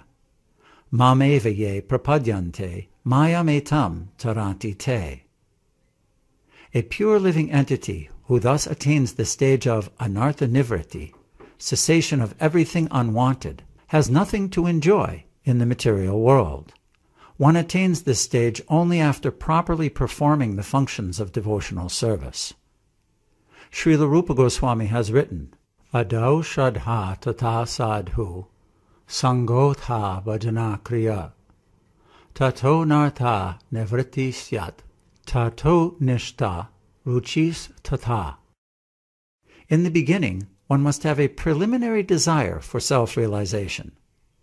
This will bring one to the stage of trying to associate with persons who are spiritually elevated. In the next stage, one becomes initiated by an elevated spiritual master, and under his instruction, the neophyte devotee begins the process of devotional service. By execution of devotional service under the guidance of the spiritual master, one becomes freed from all material attachments, attains steadiness in self-realization, and acquires a taste for hearing about the absolute personality of Godhead, Sri Krishna. Bhakti Rasamrita Sindhu 1:4-15. If one is actually executing devotional service, then anarthas, the unwanted things associated with material enjoyment, will automatically disappear. My dear sir, you are the foremost devotee. Simply seeing you and hearing you chant the holy name of Krishna has purified my consciousness. Now I want to chant the holy name of the Lord. Please be kind to me by instructing me about the ecstasy of chanting the Hare Krishna Mahamantra. There is now a flood of the eternal nectar of love of Godhead due to the incarnation of Lord Chaitanya. All living entities are floating in that flood. The entire world is now thankful to the Lord. Anyone who does not float in this inundation is most condemned. Such a person cannot be delivered for millions of kalpas. Purport by Srila Prabhupada. The kalpa is explained in Bhagavad Gita 8:17. Sahasra yuga paryantam aharyad brahmano vidu. 1 day of Brahma is called a kalpa. A yuga, or mahayuga, consists of 4,320,000 years, and 1,000 such mahayugas constitutes one kalpa. The author of Sri Chaitanya Charitamrita says that if one does not take advantage of the Krishna consciousness movement of Sri Chaitanya Mahaprabhu, he cannot be delivered for millions of such kalpas. Formerly, I received the holy name of Lord Ram from Lord Shiva, but now, due to your association, I am greatly eager to chant the holy name of Lord Krishna. The holy name of Lord Ram certainly gives liberation, but the holy name of Krishna transports one to the other side of the ocean of nescience and at last gives one ecstatic love of Krishna. Purport by Srila Prabhupada. In an indirect way, this verse explains the chanting of the Hare Krishna Mahamantra. The Hare Krishna Mahamantra, Hare Krishna, Krishna Krishna, Hare Hare, Hare Rama, Rama Rama, Hare Hare, includes both the holy names of Lord Krishna and the name of Lord Ram. Lord Ram gives one the opportunity to be liberated, but simply by liberation, one does not get actual spiritual benefit. Sometimes, if one is liberated from the material world but has no shelter at the lotus feet of Krishna, one falls down to the material world again. Liberation is like a state of convalescence, in which one is free from a fever, but is still not healthy. Even in the stage of convalescence, if one is not very careful, one may have a relapse. Similarly, liberation does not offer as much security as the shelter of the lotus feet of Krishna. It is stated in the Shastras, Yanye Ravindaksha Vimuktamaninas Tvayasta Bhavad Avishuddha Buddhaya Aruya Krichchena Param Padam Tata Patyanti Ado Nadrita Yushmat Angraiha. O Lord, the intelligence of those who think themselves liberated, but who have no devotion, is impure. Even though they rise to the highest point of liberation by dint of severe penances and austerities, they are sure to fall down again into the material existence, for they do not take shelter at your lotus feet. Srimad Bhagavatam 10:2-32.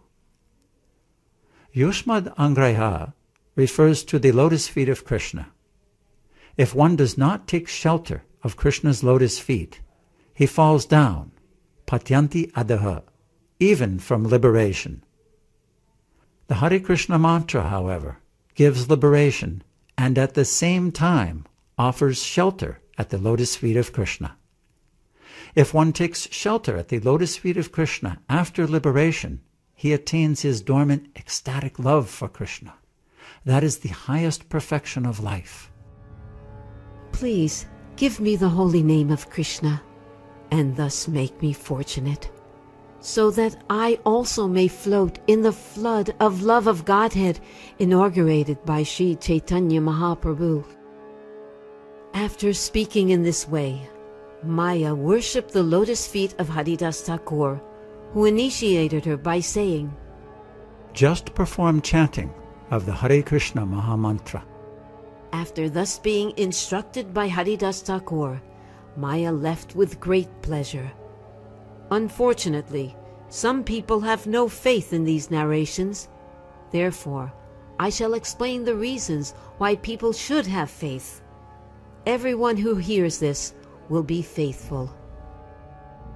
During the incarnation of Lord Chaitanya, to inaugurate the Krishna consciousness movement, even such personalities as Lord Brahma, Lord Shiva, and the four Kumaras took birth upon this earth, being allured by ecstatic love of Lord Krishna. All of them, including the great sage Narada and devotees like Prahlad, came here in the guise of human beings, chanting the holy names of Lord Krishna together, and dancing and floating in the inundation of love of Godhead. The goddess of fortune and others, allured by love of Krishna, also came down in the form of human beings and tasted the holy name of the Lord in love. What to speak of others? Even Krishna, the son of Nanda Maharaj, personally descends to taste the nectar of love of Godhead in the form of the chanting of Hare Krishna. What is the wonder if the maidservant of Krishna, his external energy, begs for love of Godhead? Without the mercy of a devotee, and without the chanting of the holy name of the Lord, love of Godhead cannot be possible. In the activities of Lord Sri Chaitanya Mahaprabhu, the three worlds dance and chant, having come in touch with love of Godhead. This is the characteristic of his pastimes. The holy name of Krishna is so attractive that anyone who chants it, including all living entities, moving and non-moving, and even Lord Krishna himself, becomes imbued with love of Krishna. This is the effect of chanting the Hare Krishna Maha Mantra. I have described but a fragment of the glories of Haridasa Thakur. Hearing this satisfies the oral reception of every devotee.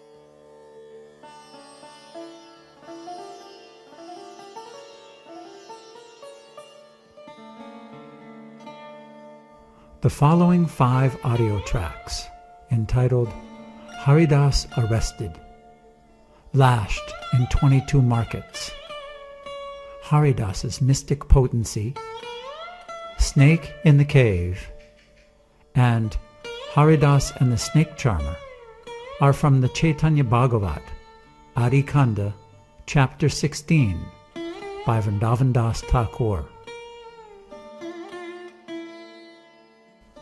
Srila Haridasa Thakur was born in the village called Budana, and because of his presence, many people became purified and took up the chanting of the holy name. After some years, he left his village and traveled to a place near the river Ganga. He finally settled in the village of Pulia, near Shantipur. Advaita Acharya Prabhu was overjoyed to meet Srila Haridasa Thakur in Navadvip and expressed his joy by roaring loudly. Haridasa Thakur was similarly swept away by the waves of ecstatic Krishna Prema in the transcendental company of Advaita Acharya Prabhu.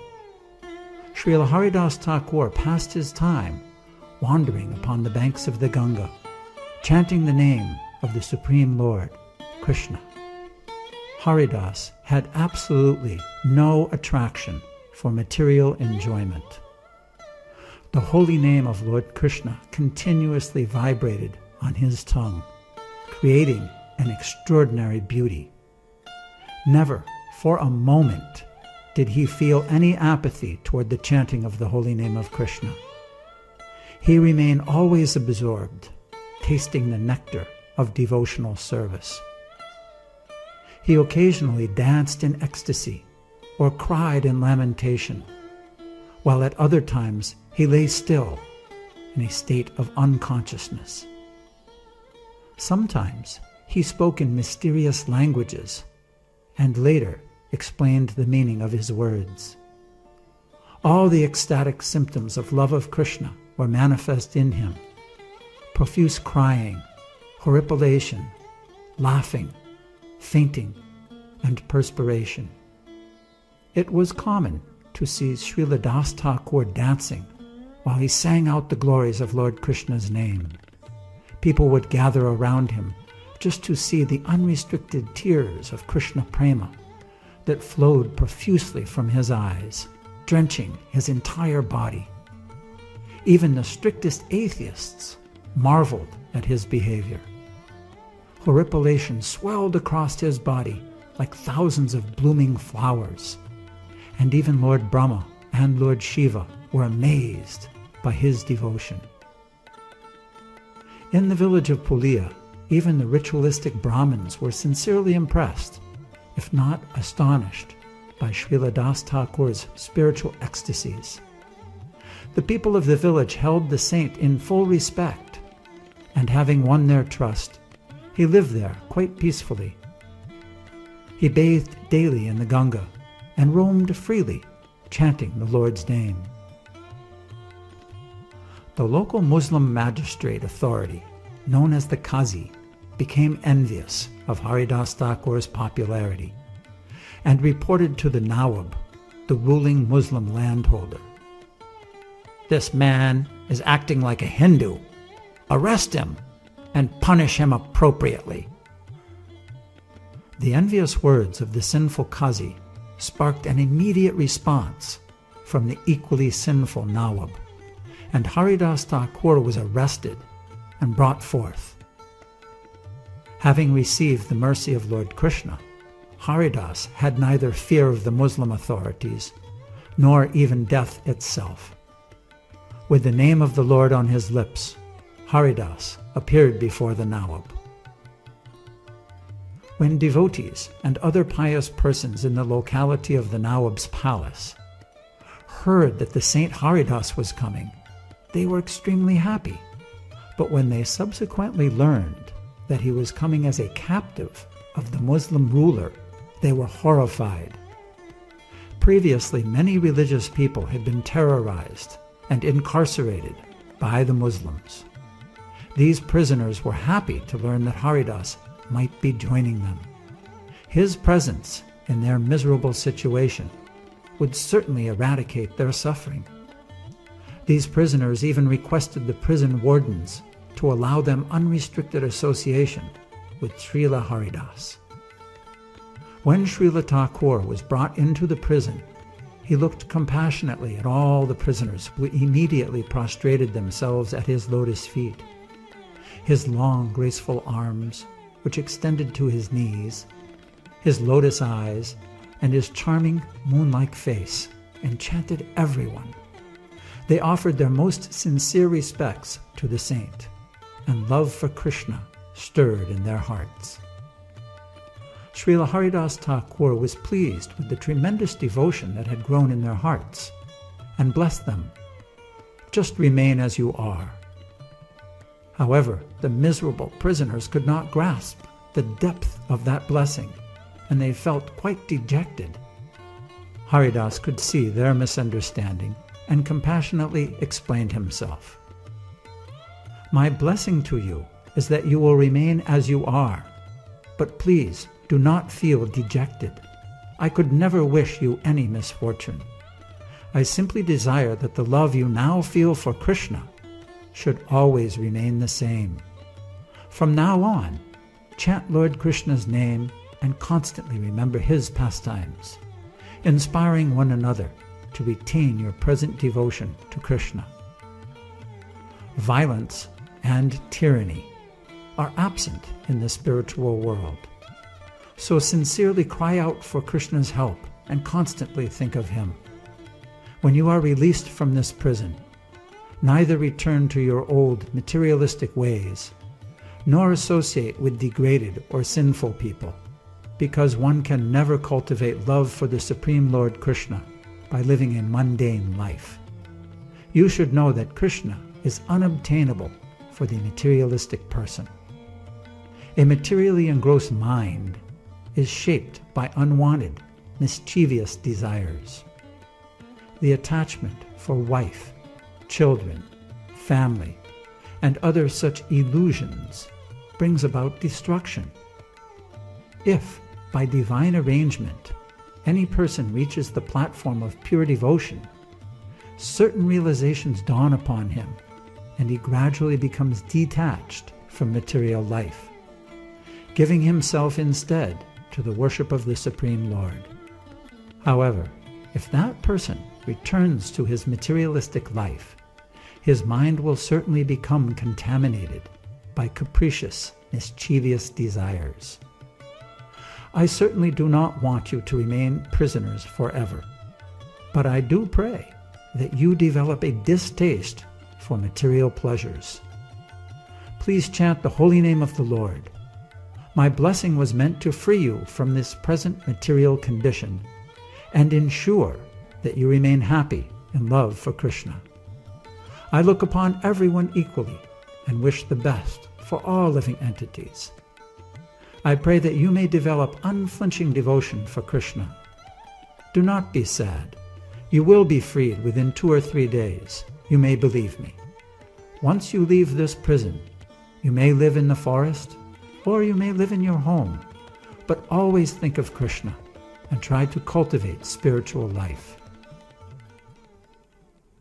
Having showered his unrestricted mercy upon the prisoners, Haridas went before the Nawab.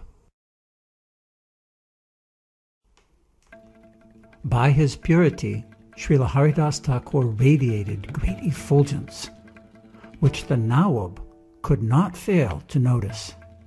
Spontaneously he rose respectfully when Haridas entered, and offered the saint a seat. Although he himself had become quite confused, the Nawab asked Haridas, "What sort of mentality has overcome you? Knowing that you have had the good fortune to become a Muslim, why do you behave like a Hindu? We do not even accept rice touched by a Hindu, yet you ignore your high birth and become a low-caste Hindu? To discard your own race, land, and religion for another is perverted. How do you expect to attain the liberated platform if you behave like this? I have decided to punish you according to the mandates of the Quran, so that you will be freed from your sins." Srila Haridasa Thakur patiently listened to the threats and accusations of the Nawab, recognizing his words as the illusory potency of the Supreme Lord. Without any apprehension, Haridas simply smiled at the Nawab and spoke in a sweet, soothing voice. "My dear sir, there is only one God for all living entities. The difference between the Muslim God and the Hindu God is in name only. According to knowledgeable Hindus and Muslims, and according to every scripture, be it the Quran or the Purana, God is one. He is non-dual, eternal, transcendental, absolute truth, infallible, perfectly complete, and in that capacity he resides in everyone's heart. The omnipotent Lord is the supreme controller of everything. The living entity is moved by the desire of the Supreme Lord, and the living entity acts and works only according to the Lord's design. The Supreme Lord's transcendental names, activities, qualities, associates, and abode are glorified variously in different religions. Nevertheless, irrespective of the manner in which he is worshipped, the Lord accepts everyone's individual mood of surrender toward him. However, if one living entity feels hatred or envy toward another, this is ultimately a reflection of his relationship with the Supreme Lord, and the Lord never tolerates one living entity's transgressions against another. A wrongdoer is surely punished. Whatever you see of my activities and me are manifestations of the Lord who guides me from within. A person may be born in the family of Brahmins, but if he becomes a Muslim, what should the Hindus do with such a person? Should he be punished? Is he not only acting in accordance with the inner prompting of the Lord for the fulfillment of his personal desires? And will he not eventually receive his results accordingly? My dear respected sir, please consider these points seriously. And if you still find me guilty, then punish me. The Muslim courtiers were sincerely moved by the purity of Haridasa's wisdom and presence. However, his wisdom could not penetrate the envious and sinful heart of the Qazi, who turned to the Nawab and instructed, "You must punish this man. He is evil and mischievous. Others will fall under his influence and become equally sinful. He will disgrace our Muslim religion and community. Therefore, he must be appropriately punished. However, if he wants to be excused, then let him speak from his own scripture." The Nawab tried again. "My dear friend, just speak the repentance from your own scripture and accept the true path. Then you will have nothing to fear. Otherwise the Qazi, who is present, will force me to punish you. They will revile and insult you. Why should you let this happen?" Haridas replied, "Whatever the Supreme Lord desires is destined to happen. No one can check it. Each one of us suffers according to the degree of his previous offenses. All is done by the Lord. Even if my body is cut into pieces and I lose my life, I will never give up chanting the Lord's holy name." The Nawab heard the fearless reply of Haridas and turned to the Qazi. "Now what is your decision about him?" "Lash him in 22 marketplaces until he dies," replied the envious Qazi. "There is no other judgment I find appropriate. If he lives, despite the punishment, then I will conclude that our big scholar has spoken the truth." The sentries were called in, and orders boomed out. "Lash him until he breathes his last breath. The sin a Muslim incurs by becoming a Hindu can only be punished by death." The Qazi's envious designs had fructified in the heart of the Nawab, and Haridas was dragged away by the sentries. From one marketplace to another, they beat him mercilessly, their black hearts consumed by hate for the pure devotee of the Lord.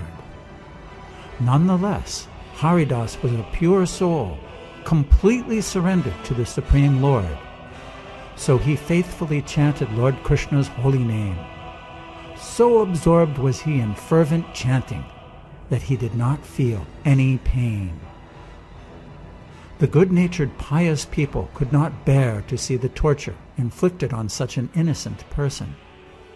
Some begged the sentries to stop, while others predicted, "If they continue to torture this good man, the entire kingdom will be ruined." Many of them cursed the king to die, while some tried to stop the sentries physically. One person threw himself at the feet of the sentries and pleaded, "I will give you any reward you like if you stop this merciless beating." However, none of these protests evoked the slightest mercy from the sentries, who continued to drag Haridasa Thakur from one marketplace to another, lashing him relentlessly. By the grace of Lord Krishna, Haridas felt no pain in his body. Just like Prahlad in the Srimad Bhagavatam, who was tortured by demons, Haridas never suffered at all. Not only was Haridas freed from his pain, whosoever remembers this story of Srila Haridas will also be saved from the miseries of life. Throughout his ordeal, Haridas's one emotion was pity for the centuries. O Lord Krishna, please be merciful upon these poor souls, so that they may not be punished because of me. Nothing could stop the insensitive centuries who were determined to see their assignment through to its deathly end. Yet, for all their beating, Haridas showed no signs of distress, as he was absorbed in remembering the holy name of Lord Krishna. At last, the guards had to stop, in amazement. How can a human being survive such a brutal beating? Any ordinary man would have died after the beating we gave him in the first 2 or 3 marketplaces. We have lashed him continuously through 22 markets, and still he shows no sign of either pain or death. Occasionally he looks up to smile at us. They concluded that he must surely be a saintly person. O Haridas, they pleaded, on account of you we shall certainly be punished when the Qazi sees that despite our beating, you are still alive. He shall certainly kill us instead. Haridas replied, if my survival brings such terrible misfortune to you, then I shall definitely give up my body. Just see how I die. Srila Das Thakur immediately fell into a trance. A pure devotee of the Supreme Lord possesses all mystic power. So without any hesitation, Srila Haridas fell lifeless, without a trace of breath.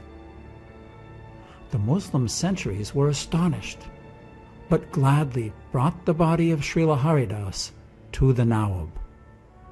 When the Nawab ordered the centuries to bury him, the Qazi protested. No, if he is buried, he will be saved and ultimately gain entrance into heaven. Although he had achieved high birth as a Muslim, he has behaved like a low Hindu. Therefore, it is proper for him to be thrown into the Ganga, to suffer eternally like the other lost Hindus. If he were buried, he would become elevated and freed from his sins. On the Qazi's orders, the centuries picked up the body of Haridas Thakur and carried him to the Ganga. Haridas remained in his deathly trance, meditating on the Supreme Personality of Godhead. The spirit of Lord Krishna then descended into the body of Srila Thakur, and he became so heavy that it was impossible to move him. The strongest centuries came forward to push him into the water, but he remained in deep trance and could not be moved.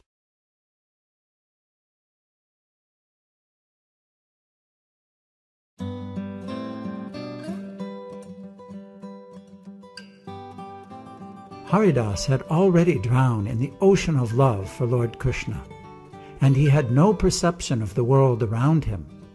He knew not if he were still embodied, or wandering somewhere in the universe, or deep in the water of the Ganga. Just like Prahlad Maharaj, Haridas Thakur had the spiritual ability to constantly remember the Supreme Lord.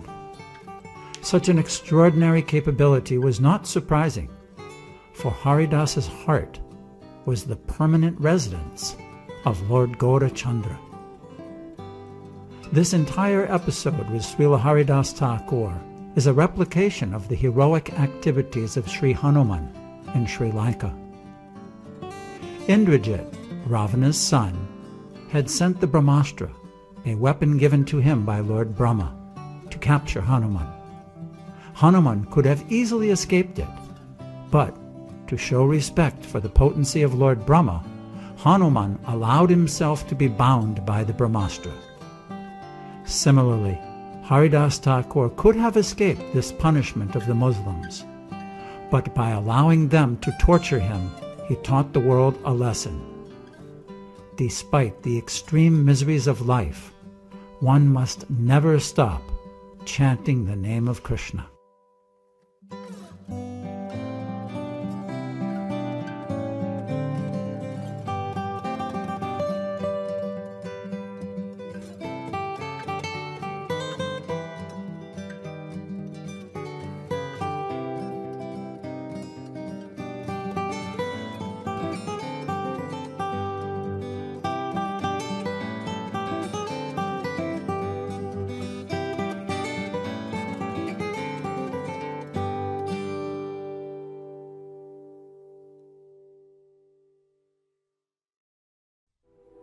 The Supreme Lord Krishna, Govinda, directly protected Haridasa Thakur. Therefore, who could harm him? If one simply remembers the name of Haridas, not to mention his terrible ordeal at the hands of the Muslims, one becomes free from one's own pain and misery. Most certainly, Srila Haridasa Thakur was one of the closest, most important associates of the Supreme Personality of Godhead, Sri Chaitanya Chandra. Haridas floated downstream on the currents of the Ganga, and after some time he became conscious by the Lord's desire. Fully awakened and overwhelmed with ecstasy, he climbed onto the banks of the Ganga and proceeded toward Fulia, loudly chanting the name of Krishna as he walked. When the Muslims saw Srila Haridas, they were convinced that he possessed extraordinary mystic powers. Pure, happy feelings replaced the envy and hate in their hearts. They offered him obeisances, worshipping him as a very saintly person. By this worship, the Muslims became free from material entanglement. Later, in the presence of the Nawab, Haridas smiled compassionately at the Muslim ruler, who stood remorsefully with folded hands, feeling great awe and reverence. In a humble and meek voice, the Nawab said, "I can now understand that you are truly a saintly person. You have realized the absolute truth, and you have seen the one Supreme Lord everywhere and in everyone. You are a perfected soul and have actually attained absolute knowledge and liberation, of which the mystic yogis and philosophers falsely and proudly boast. I have come just to see you, simply to beg forgiveness. Kindly forgive me for the offenses I committed against you. Since you see everyone equally, you have neither friends nor enemies. There is no one in the entire world that can actually grasp your extraordinary position. You are a free man in every respect. You may stay in a lonely hut or in a cave on the banks of the river Ganga, or wherever you wish. From now on, you may stay anywhere and do whatever you please. However, please be merciful upon those of us who have committed this great offense against you."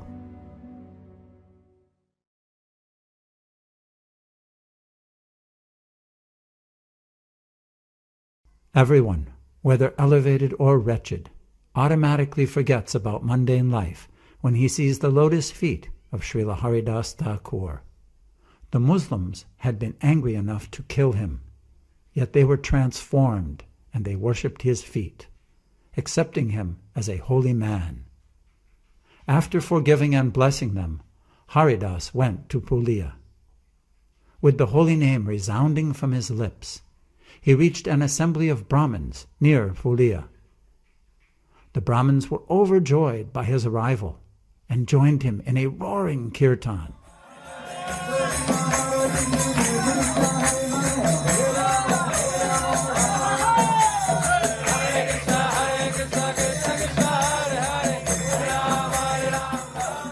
As he danced in their midst, he felt ecstatic joy sweeping through his body. Crying, shivering, laughing, swooning, horripilation, and roaring loudly, he fell to the ground, totally immersed in love of Krishna. The Brahmins could not contain their unbounded joy. After some time, Srila Haridas calmed himself and spoke to the Brahmins, who sat around him. My dear Brahmin friends, do not feel sad because of what happened to me. This punishment was certainly due me. I stood in the court and listened to the Muslims blaspheme my Lord. For this, the Lord has punished me suitably. I am actually very happy because my punishment should have been much more severe. The Lord has let me off very lightly. One goes to hell if he hears blasphemy of the Supreme Personality of Godhead. My sinful ears were filled with such blasphemy, and the Lord has given me proper punishment, so that I may never commit this offense again.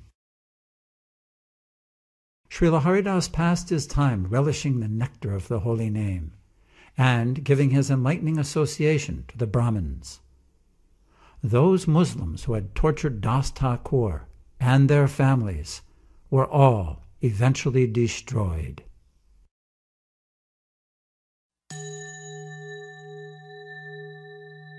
Haridas left that village and moved into a cave on the banks of the river Ganga, where he maintained himself on the sweetness of the holy name and the memory of the pastimes of the Supreme Lord Krishna.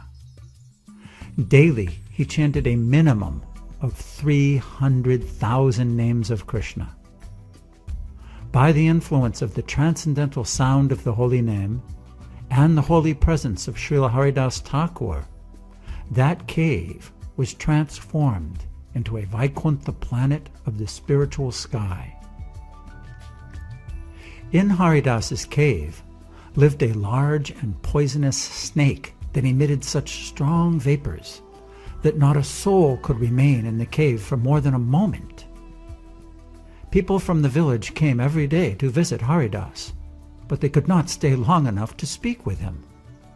Although the visitors were all driven away by the poisonous air, Haridas was completely oblivious to the presence of the snake. The Brahmins consulted one another about the foul air in the cave and discussed the matter with some Ayurvedic physicians in Pulia.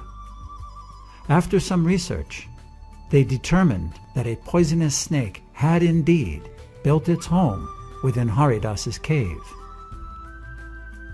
The physicians felt strongly that Haridas should vacate his cave, for living with such a snake was improper. They joined the Brahmins and approached Haridas to explain the situation. On account of the vapors from the poisonous snake living within your cave, no one can remain here, they explained. You should also vacate this place and find a more suitable cave to live in. Haridas replied, I have been living in this cave for a long time, and I have never been inconvenienced by the vapors you speak of. However, if none of you can remain within the cave, and it causes you such distress, then I shall leave here tomorrow. If it is true that a snake lives here, and if it does not leave by tomorrow, then I shall certainly go. I can assure you that one of us will leave this cave by tomorrow. Please, do not worry about this problem any longer. I am concerned that all of you not waste time in futile, mundane talks. Every moment should be utilized in discussing topics of Krishna. In the course of this discussion, a miracle occurred. Evening had gradually descended around Haridas and the Brahmins, when the snake slithered out of its hole. Its huge, frightening body, crossed with effulgent red, yellow, and blue stripes, and crowned with a brilliant gem, slid quietly past the Brahmins and left that cave forever. Its appearance was both awesome and attractive, and as it slithered past, the Brahmins remembered Krishna as their only shelter. After the snake left, the burning sensation from the poisonous air also vanished, and all the Brahmins were satisfied. Their faith in the extraordinary spiritual potency of Haridasa Thakur swelled, for they understood that the snake had left because of Haridasa's assurance to the visitors. Simply the sight of Haridas dissipates one's innate nescience and material entanglements. Out of his love for Haridas, the Supreme Lord never minimizes or neglects Haridas's words.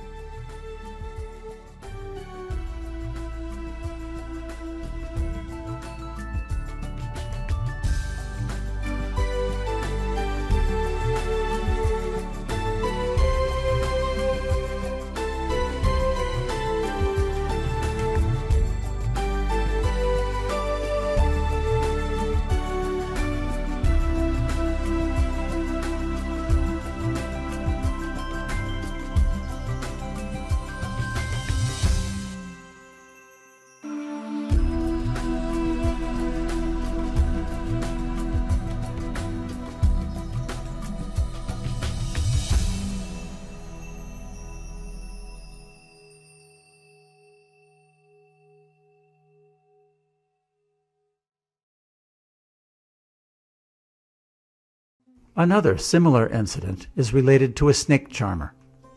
One day, in the courtyard of a rich man's house, this snake charmer was performing a snake dance. He was chanting a special mantra, accompanied by musicians, playing the mridanga and mandira. Haridas was passing by and stood to one side, watching the snake dance. Although the snake charmer was an ordinary human being, by the influence of his mantra, he could dance as though the spirit of the king of the snakes, Ananta Sesha, possessed him. With an enchanting melody, he sang about the pastimes of Lord Krishna in the lake called Kaliya Daha, where the Lord had vanquished an evil serpent called Kaliya. Haridas listened intently to the pastime of his beloved Lord Krishna, and suddenly, moved by ecstasy, he fell unconscious to the ground. When he regained consciousness, he jumped to his feet and roared like a lion, dancing in ecstasy as he babbled with joy. The snake charmer was impressed by this manifestation of ecstatic symptoms in Haridas's body and stood respectfully to the side. As the various symptoms of horripilation, crying and shivering, traversed Haridas's body, he rolled in the dust, crying in love for Krishna. He remembered how his beloved Lord had mercifully saved the snake Kaliya, and as he floated in ecstatic trance, the people around him obliged by singing songs about the wonderful pastimes of the Lord. The snake charmer simply stood to the side, overcome by awe and reverence for Haridas. When his ecstasy subsided, Haridas left, and the snake charmer resumed his performance. Everyone who witnessed the ecstasy of Haridas felt spiritually exhilarated, and they smeared their bodies with the dust from his feet. However, one cunning and deceitful Brahmin in the crowd decided to cheat the people. "I will also dance here," he told himself. "I can see that the people are not very intelligent. They are offering so much respect to this low-born Haridas, just because he dances and cries.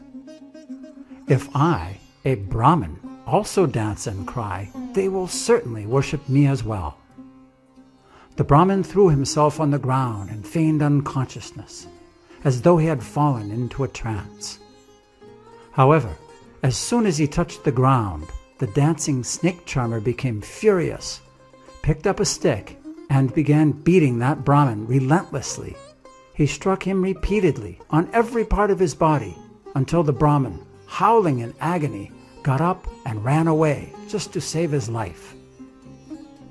The snake charmer then resumed his dance while the entire crowd stood, dumbfounded.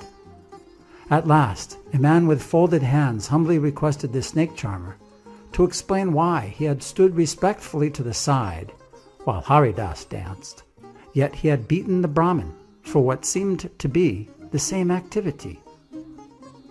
The spirit of Anantasesha, who dwelt within that snake charmer, then spoke in glorification of Srila Das Thakur. The subject matter of your inquiry is very confidential. Although such a topic is rarely discussed because of its highly esoteric nature, I shall nevertheless answer your question. When Srila Das Thakur was dancing in ecstatic trance, each one of us felt our respect and affection for him spontaneously increase. However, the deceitful Brahmin was simply imitating Haridas in order to get some cheap adoration from the crowd, not out of love for Krishna, but out of enviousness toward a pure devotee. The Brahmin threw himself on the ground and feigned ecstasy. Furthermore, he interrupted my dancing. Since he disturbed me and tried to imitate a pure devotee, I punished him severely. This arrogant and deceitful Brahmin has no love for Krishna. To receive the shelter of devotional service at the lotus feet of Lord Krishna, one has to become pure, free from deceit. By seeing Srila Haridas dance, one becomes liberated from material bondage. Even the Supreme Lord Krishna himself dances when he sees Srila Das Thakur dance. The entire universe becomes cleansed of all sinful reactions just by seeing Srila Haridas dance. He is truly worthy of his name, Haridasa Thakur, the servant of the Supreme Lord, Hari, Krishna, who shines eternally like the full moon in the heart of his devotee. Haridas is affectionate and compassionate toward all living entities, and he descends as the eternal servant of the Supreme Lord in each of the Lord's incarnations. He is free from any fault or offense toward the Supreme Lord or his devotees. Even in his dreams, he never commits an offense. A moment's association with Haridas can purify any living entity and assure him the eternal shelter of Lord Krishna's lotus feet. Even Lord Brahma and Lord Shiva constantly desire his association. Haridas appeared in the family of a lowly Muslim on the order of the Supreme Lord, just to teach human society that material designations like caste, creed, birth status, and family position are all illusory, and pursuing them is futile. If a pure devotee of the Lord is born in a low-class family, he is no less worthy of worship. This is the injunction of the scriptures. On the other hand, if someone is born in a sophisticated family, but does not worship the lotus feet of Sri Krishna, then his high birth is useless, for he lives just like a resident of hell. Just to prove the truth of these scriptures, Srila Haridas took birth in a low-caste family. Prahlad Maharaj, one of the greatest devotees of the Lord, had previously appeared in a family of demons, and Hanuman, the greatest devotee of Lord Ramachandra, took birth in monkey species. The demigods desire the touch of the pure and transcendental form of Srila Haridasa Thakur, and Ganga Mata also prays that her water will be sanctified by his presence. However, one need not touch Srila Das Thakur. Simply by seeing him, one is automatically free from the eternal cycle of birth and death. Furthermore, one who sees a devotee who has taken shelter at the lotus feet of Srila Haridasa Thakur is also granted freedom from material bondage. Neither 1,000 mouths nor 1,000 ears would be sufficient to describe and hear the wonderful qualities of Srila Haridas. You are a fortunate soul, for your inquiry has given me an opportunity to glorify the pure devotee, and has given you the opportunity to hear the transcendental topic. From the moment a person speaks the name of Srila Haridasa Thakur, his ascension to the supreme abode of Lord Krishna is guaranteed. Nagaraj, the snake charmer, then fell silent. The assembled Brahmins and pious gentlemen felt thoroughly satisfied by his glorification of Srila Haridas. Of course, Anantasesha is a pure Vaishnav devotee of the Supreme Lord, and is always engaged in glorifying the Lord and his devotees. This was not his first occasion to describe the outstanding qualities of Haridas. The assembly accepted the Nagaraja's appraisal of Haridas, and the love each person felt for Haridas increased. Anyone who listens with faith and devotion to these narrations will find eternal shelter at the lotus feet of the Supreme Lord, Sri Gaurachandra. Sri Krishna Chaitanya and Nityananda Prabhu are my life and soul. I, Vrindavan Das, humbly offer this song at their lotus feet.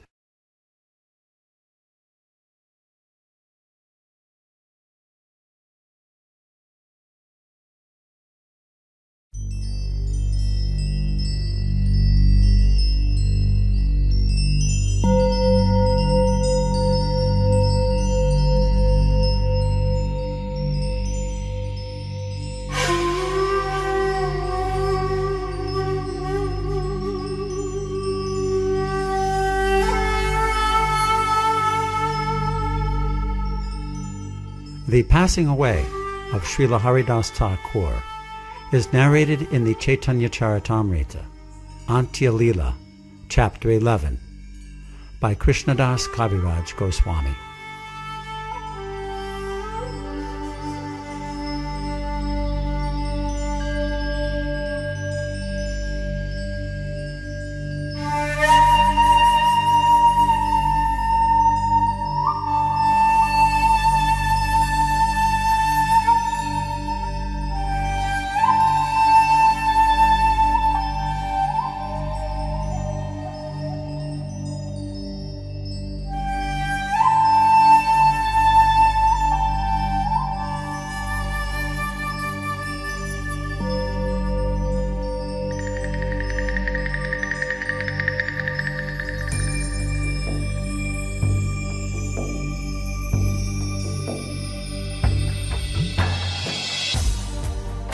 Let me offer my respectful obeisances unto Haridasa Thakur and his master, Sri Chaitanya Mahaprabhu, who danced with the body of Haridasa Thakur on his lap. I am writing this narration of the pastimes and attributes of the Lord by the mercy of Sri Chaitanya Mahaprabhu and his associates. I do not know how to write properly, but I am purifying myself by writing this description. Sri Chaitanya Mahaprabhu thus resided at Jagannath Puri with his personal devotees and enjoyed the congregational chanting of the Hare Krishna Maha Mantra. In the daytime, Sri Chaitanya Mahaprabhu engaged in dancing and chanting and in seeing the temple of Lord Jagannath. At night, in the company of his most confidential devotees, such as Ramananda Roy and Swarup Damodar Goswami, he tasted the nectar of the transcendental mellows of Lord Sri Krishna's pastimes. Sri Chaitanya Mahaprabhu very happily passed his days in this way at Nilachala, Jagannath Puri. Feeling separation from Krishna, he exhibited many transcendental symptoms all over his body. Day after day, the symptoms increased, and at night they increased even more. All these symptoms, such as transcendental anxiety, agitation, and talking like a madman, were present just as they are described in the Shastras. Swarup Damodar Goswami and Ramananda Roy, the chief assistants in Sri Chaitanya Mahaprabhu's pastimes, remained with him both day and night. One day, Govinda, the personal servant of Sri Chaitanya Mahaprabhu, went in great jubilation to deliver the remnants of Lord Jagannath's food to Haridasa Thakur. When Govinda came to see Haridas, he saw that Haridasa Thakur was lying on his back and chanting his rounds very slowly. "Please rise and take your Mahaprasad," Govinda said. Haridasa Thakur replied, Today I shall observe fasting. I have not finished chanting my regular number of rounds. How then can I eat? But you have brought Mahaprasadam, and how can I neglect this? Saying this, he offered prayers to the Mahaprasad, took a little portion, and ate it. Purport by Srila Prabhupada. Mahaprasadam is non-different from Krishna. Therefore, instead of eating Mahaprasadam, one should honor it. It is said here, Karila Vandana. He offered prayers. When taking Mahaprasadam, one should not consider the food ordinary preparations. Prasad means favor. One should consider Mahaprasadam a favor of Krishna. As stated by Srila Bhaktivinoda Thakur, Krishna Bada Doyamoy Koribara Jivajai Swaprasad Anadilo Bai. Krishna is very kind. In this material world, we are all very much attached to tasting various types of food. Therefore, Krishna eats many nice varieties of food and offers the food back to the devotees, so that not only are one's demands for various tastes satisfied, but by eating prasadam, one makes advancement in spiritual life. Therefore, we should never consider ordinary food on an equal level with Mahaprasadam. The next day, Sri Chaitanya Mahaprabhu went to Haridasa's place and inquired from him. Haridas, are you well? Haridas offered his obeisances to the Lord and replied, My body is all right, but my mind and intelligence are not well.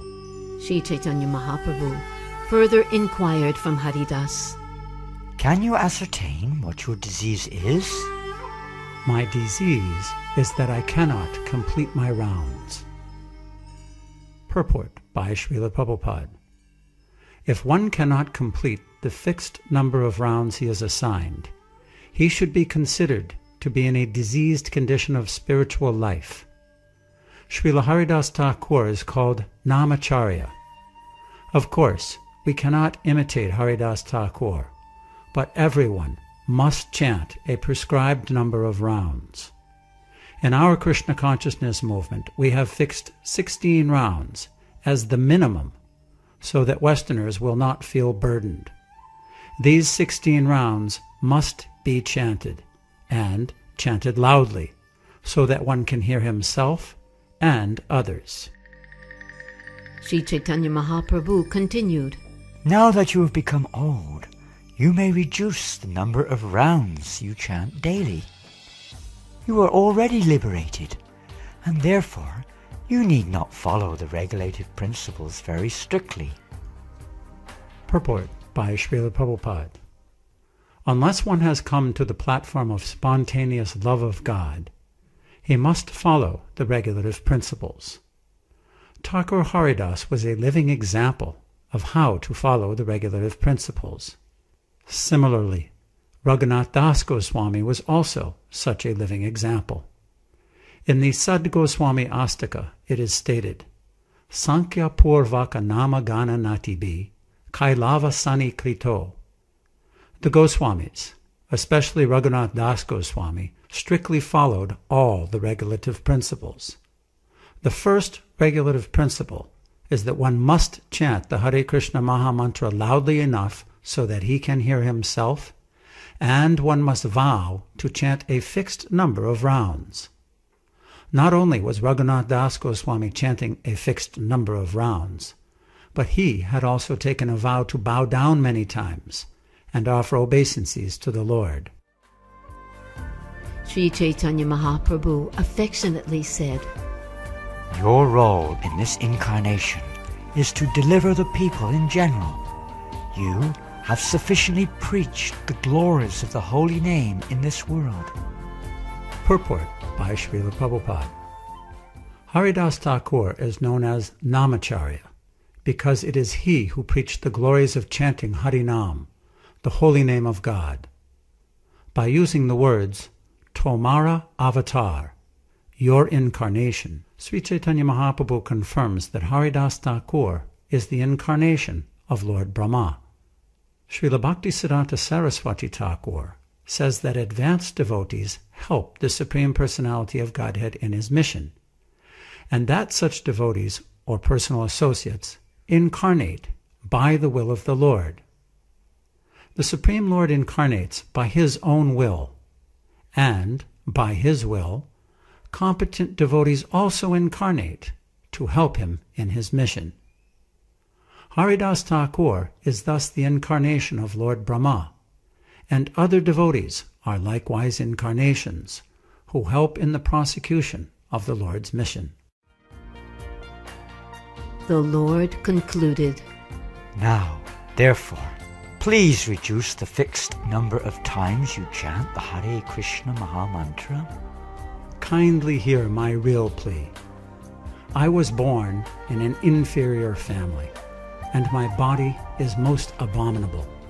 I always engage in low work. Therefore, I am the lowest, most condemned of men. I am unseeable and untouchable, but you have accepted me as your servant. This means that you have delivered me from a hellish condition and raised me to the Vaikuntha platform. My dear Lord, you are the fully independent personality of Godhead.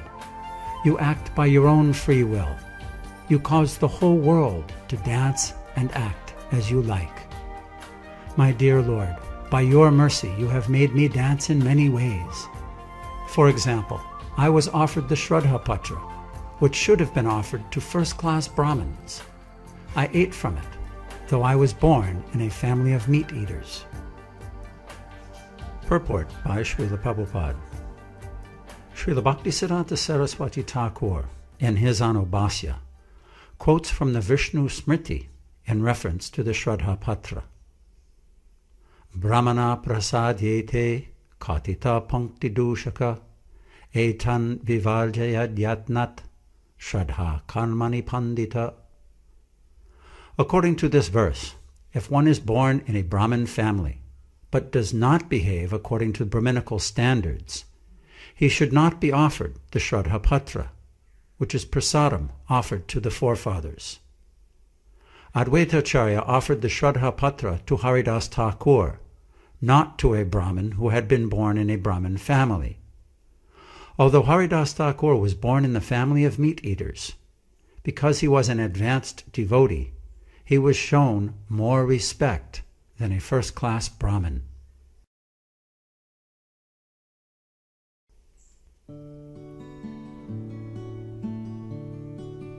I have had one desire for a very long time. I think that quite soon, my Lord, you will bring to a close your pastimes within this material world. I wish that you not show me this closing chapter of your pastimes. Before that time comes, kindly let my body fall down in your presence. I wish to catch your lotus feet upon my heart and see your moon-like face. With my tongue, I shall chant your holy name, Sri Krishna Chaitanya. That is my desire. Kindly let me give up my body in this way. O most merciful Lord, if by your mercy it is possible, kindly grant my desire. Let this low-born body fall down before you. You can make possible this perfection of all my desires. My dear Haridas, Krishna is so merciful that he must execute whatever you want. But whatever happiness is mine is all due to your association. It is not fitting for you to go away and leave me behind. Catching the lotus feet of Sri Chaitanya Mahaprabhu, Haridasa Thakur said, My dear Lord, do not create an illusion. Although I am so fallen, you must certainly show me this mercy.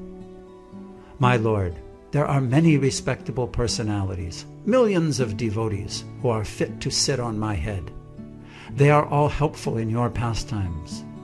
My Lord, if an insignificant insect like me dies, what is the loss?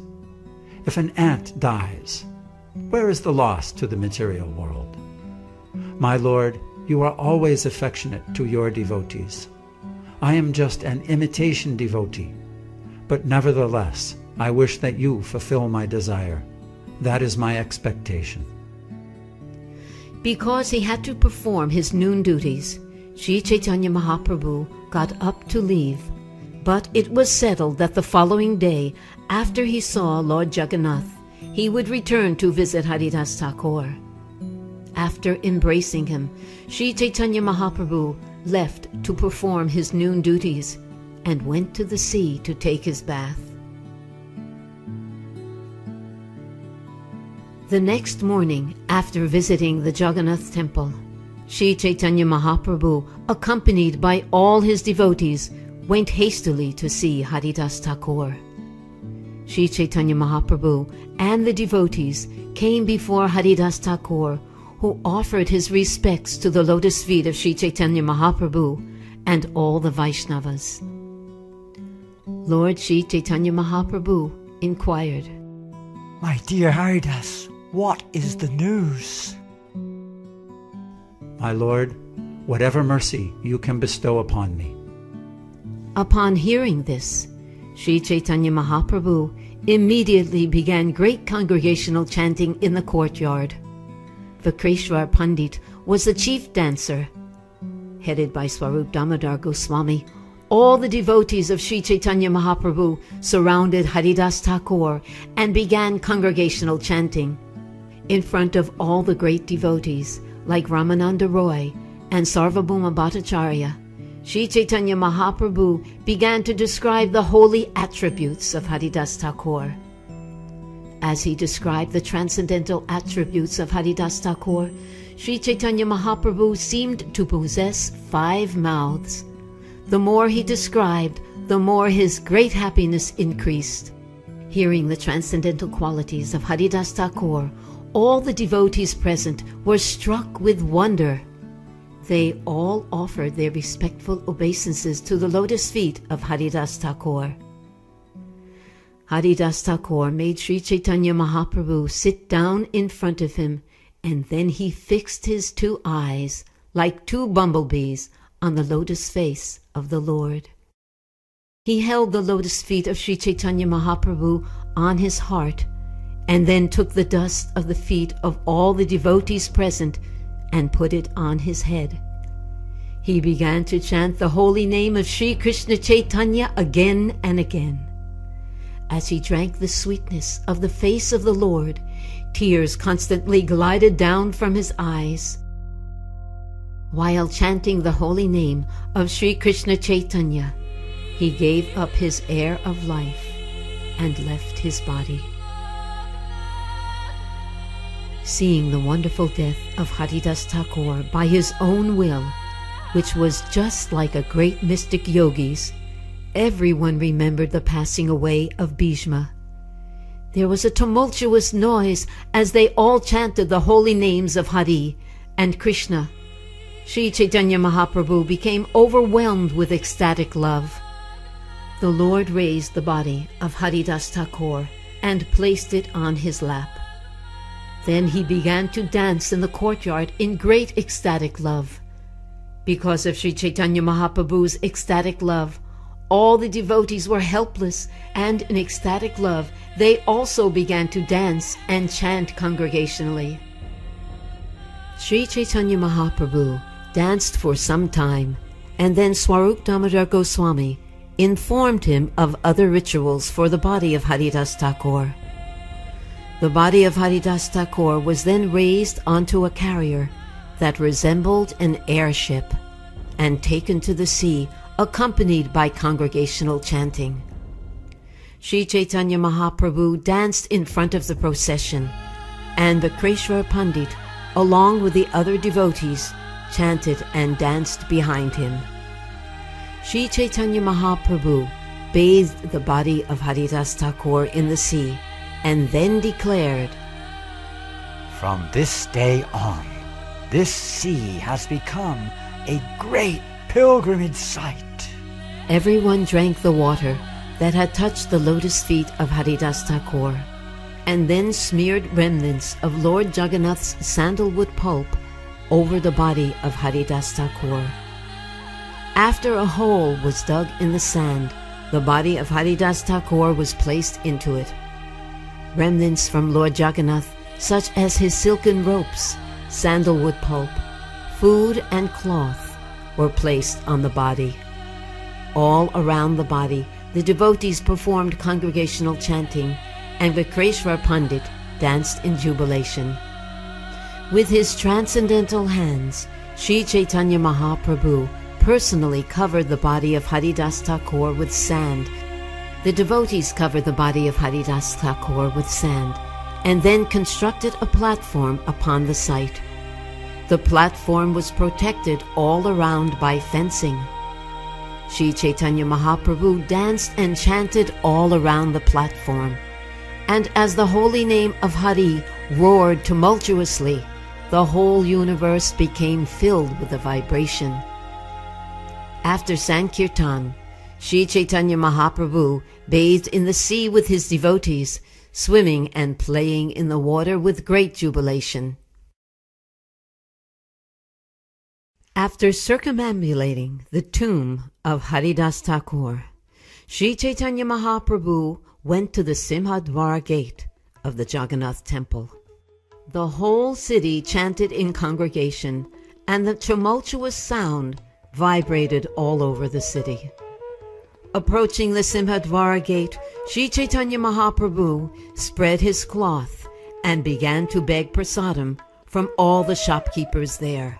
I am begging prasadam for a festival honoring the passing away of Haridasa Thakur. Please give me alms. Hearing this, all the shopkeepers immediately came forward with big baskets of prasadam, which they jubilantly delivered to Lord Chaitanya. However, Swarup Damodar stopped them, and the shopkeepers returned to their shops and sat down with their baskets. Swarup Damodar sent Sri Chaitanya Mahaprabhu back to his residence and kept with him 4 Vaishnavas and 4 servant carriers. Swarup Damodar said to all the shopkeepers, "Deliver to me 4 palmfuls of prasadam from each and every item." In this way, varieties of prasadam were collected, then packed up in different loads and carried on the heads of the 4 servants. Not only did Swarup Damodar Goswami bring prasadam, but Vaninath Patanyayaka and Kasi Mishra also sent large quantities. Sri Chaitanya Mahaprabhu made all the devotees sit in rows and personally began to distribute the prasadam, assisted by 4 other men. Sri Chaitanya Mahaprabhu was not accustomed to taking prasadam in small quantities. He therefore put on each plate what at least 5 men could eat. Swarup Damodar Goswami requested Sri Chaitanya Mahaprabhu, "Please sit down and watch. With these men to help me, I shall distribute the prasadam." The 4 men, Swarup Damodar, Jagadananda, Kashishvar, and Shankara, distributed the prasadam continuously. All the devotees who sat down would not eat the prasadam as long as the Lord had not eaten. On that day, however, Kasi Mishra had extended an invitation to the Lord. Therefore, Kasi Mishra personally went there and delivered prasadam to Sri Chaitanya Mahaprabhu with great attention and made him eat. With Paramananda Puri and Brahmananda Bharati, Sri Chaitanya Mahaprabhu sat down and accepted the prasadam. When he began to eat, so did all the Vaishnavas. Everyone was filled up to the neck because Sri Chaitanya Mahaprabhu kept telling the distributors, "Give them more! Give them more!" After all the devotees finished accepting prasadam and had washed their hands and mouths, Sri Chaitanya Mahaprabhu decorated each of them with a flower garland and sandalwood pulp. Overwhelmed with ecstatic love, Sri Chaitanya Mahaprabhu offered a benediction to all the devotees, which all the devotees heard with great satisfaction. Sri Chaitanya Mahaprabhu gave this benediction: Anyone who has seen the festival of Sri Haridasa Thakur's passing away, anyone who has chanted and danced here, anyone who has offered sand on the body of Haridasa Thakur, and anyone who has joined this festival to partake of the prasadam will achieve the favor of Krishna very soon. There is such wonderful power in seeing Haridasa Thakur. Being merciful upon me, Krishna gave me the association of Haridasa Thakur. Being independent in his desires, he has now broken that association. When Haridasa Thakur wanted to leave this material world, it was not within my power to detain him.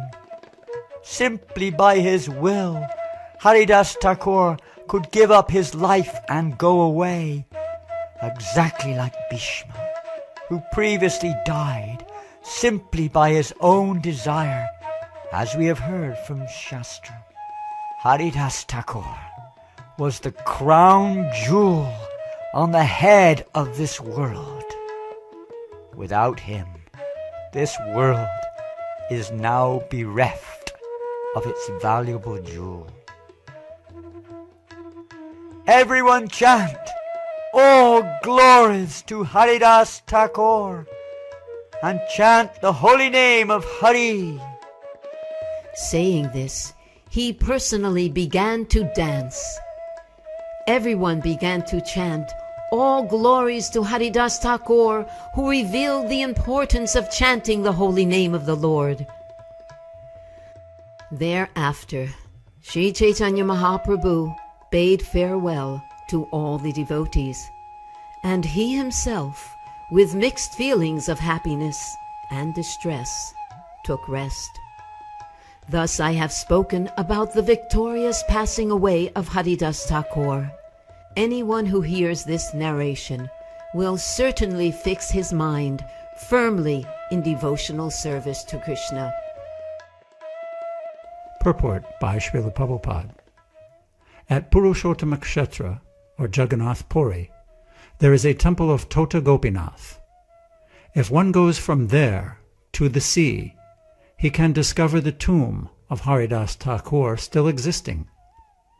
Every year on the date of Ananta Chaturdasi, there is a grand festival to commemorate the passing away of Haridasa Thakur. At the same place, 3 deities of Nityananda, Krishna Chaitanya, and Advaita Prabhu were established about 100 years ago. A gentleman named Bhamaravara from Kendrapad in the province of Orissa contributed funds to establish these deities in the temple. The management of the temple was under the Tota Gopinath Goswamis. The temple was later sold to someone else, and this party is now maintaining the Seva Puja. Near this temple and the tomb of Haridasa Thakur, Srila Bhaktivinoda Thakur constructed a small house called Bhakti Kuti. In the Bengali year 1329, Purushottama Math, a branch of the Gaudiya Math, was established there. In the Bhakti Ratnakara, it is stated, Srinivas Thakur quickly ran to the seashore. When he saw the tomb of Haridasa Thakur, he immediately fell down, offering prayers, and almost fainted. The devotees present there pacified him with very sweet and affectionate words, and Srinivas again offered his obeisances to the tomb of Haridas. Hearing of the separation that Srinivas expressed in his lamentation at the tomb of Haridasa Thakur makes one's heart melt. From the incident of Haridasa Thakur's passing away, and the great care Sri Chaitanya Mahaprabhu took in commemorating it, one can understand just how affectionate he is toward his devotees.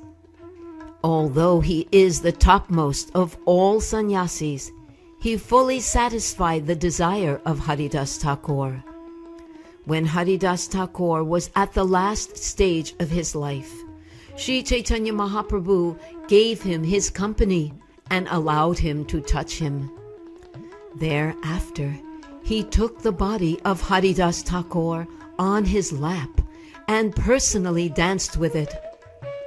Out of his causeless mercy, the Lord personally covered the body of Haridasa Thakur with sand and personally begged alms from the shopkeepers. Then he conducted a great festival to celebrate the passing away of Haridasa Thakur. Haridasa Thakur was not only the topmost devotee of the Lord, but also a great and learned scholar. It was his great fortune that he passed away before Sri Chaitanya Mahaprabhu. Purport by Srila Prabhupada. Haridasa Thakur is mentioned here as the most learned scholar, Parama Vidvan. Actually, the most important science is to know the science of getting out of the clutches of material existence. Anyone who knows this science must be considered a greatly learned person. Anyone who knows the temporary situation of this material world and is expert in achieving a permanent situation in the spiritual world, who knows that the Supreme Personality of Godhead is beyond the jurisdiction of our experimental knowledge, is understood to be the most learned scholar. Haridasa Thakur knew this science perfectly.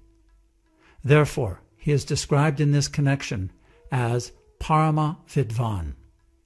He personally preached the importance of chanting the Hare Krishna Maha Mantra, which is approved by the revealed scripture, as stated in the Srimad Bhagavatam 7:5-24. Iti pumsarpita Vishnu bhaktis chen navalakshana kriyeta bhagavat yadha tanmanye ditam uttamam.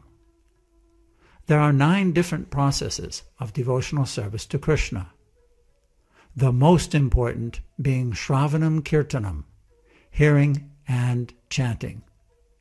Haridasa Thakur knew this science very well, and he can therefore be called, technically, Sarva Shastraditi. Anyone who has learned the essence of all Vedic scriptures is to be known as a first-class educated person, with full knowledge of all Shastra. The life and characteristics of Sri Chaitanya Mahaprabhu are exactly like an ocean of nectar, one drop of which can please the mind and ear. Anyone who desires to cross over the ocean of nescience, please hear with great faith the life and characteristics of Sri Chaitanya Mahaprabhu.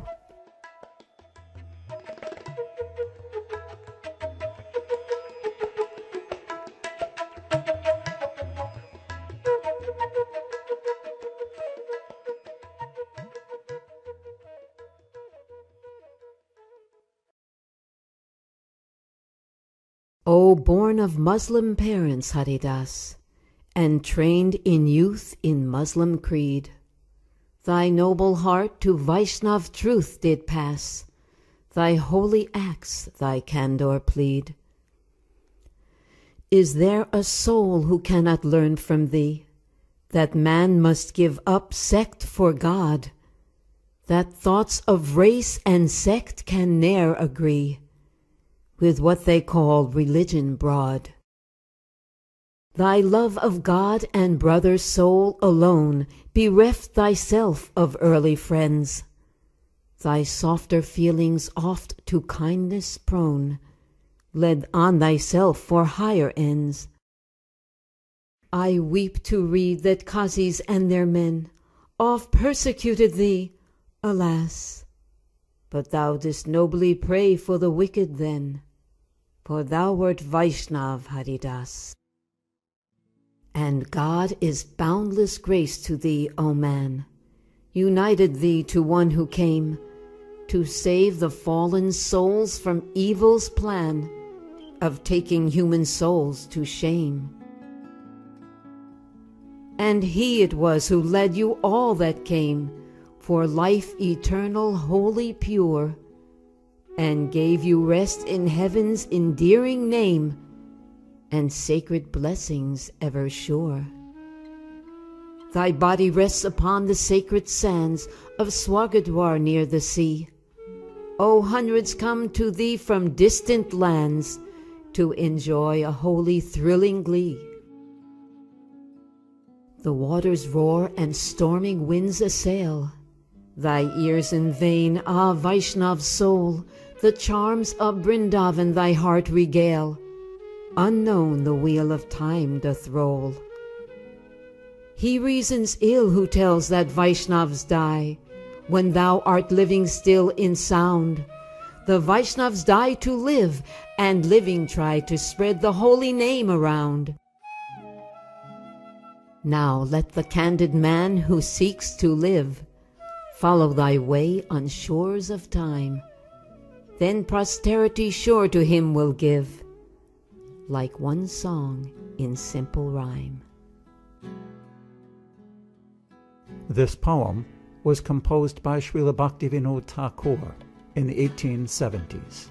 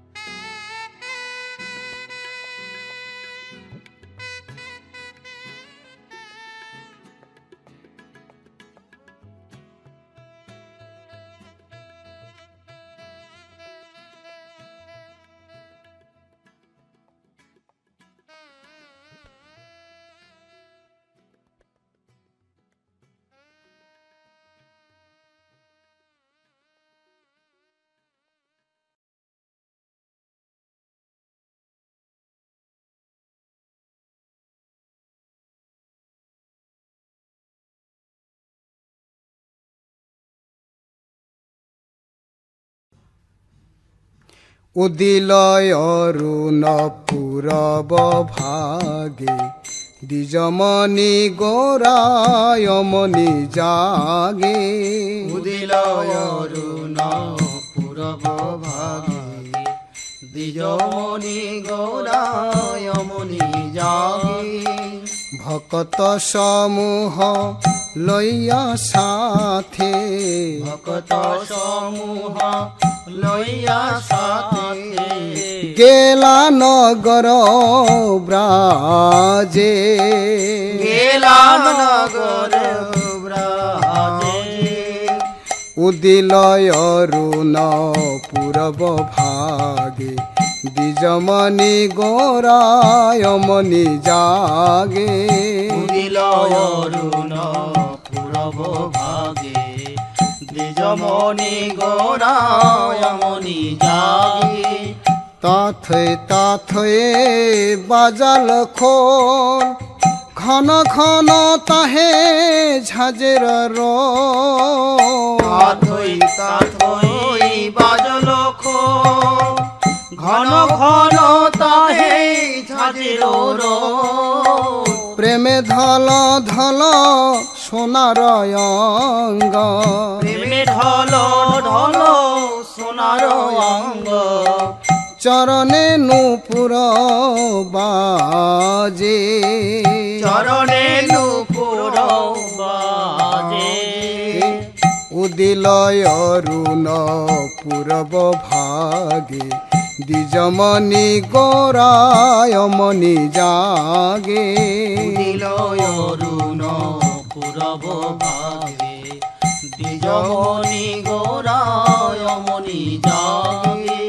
Mukunda Madhav Yadav Hari, বলরে বলরে বদন ভরি। মুকুন্দ মাধব যাদব হরি,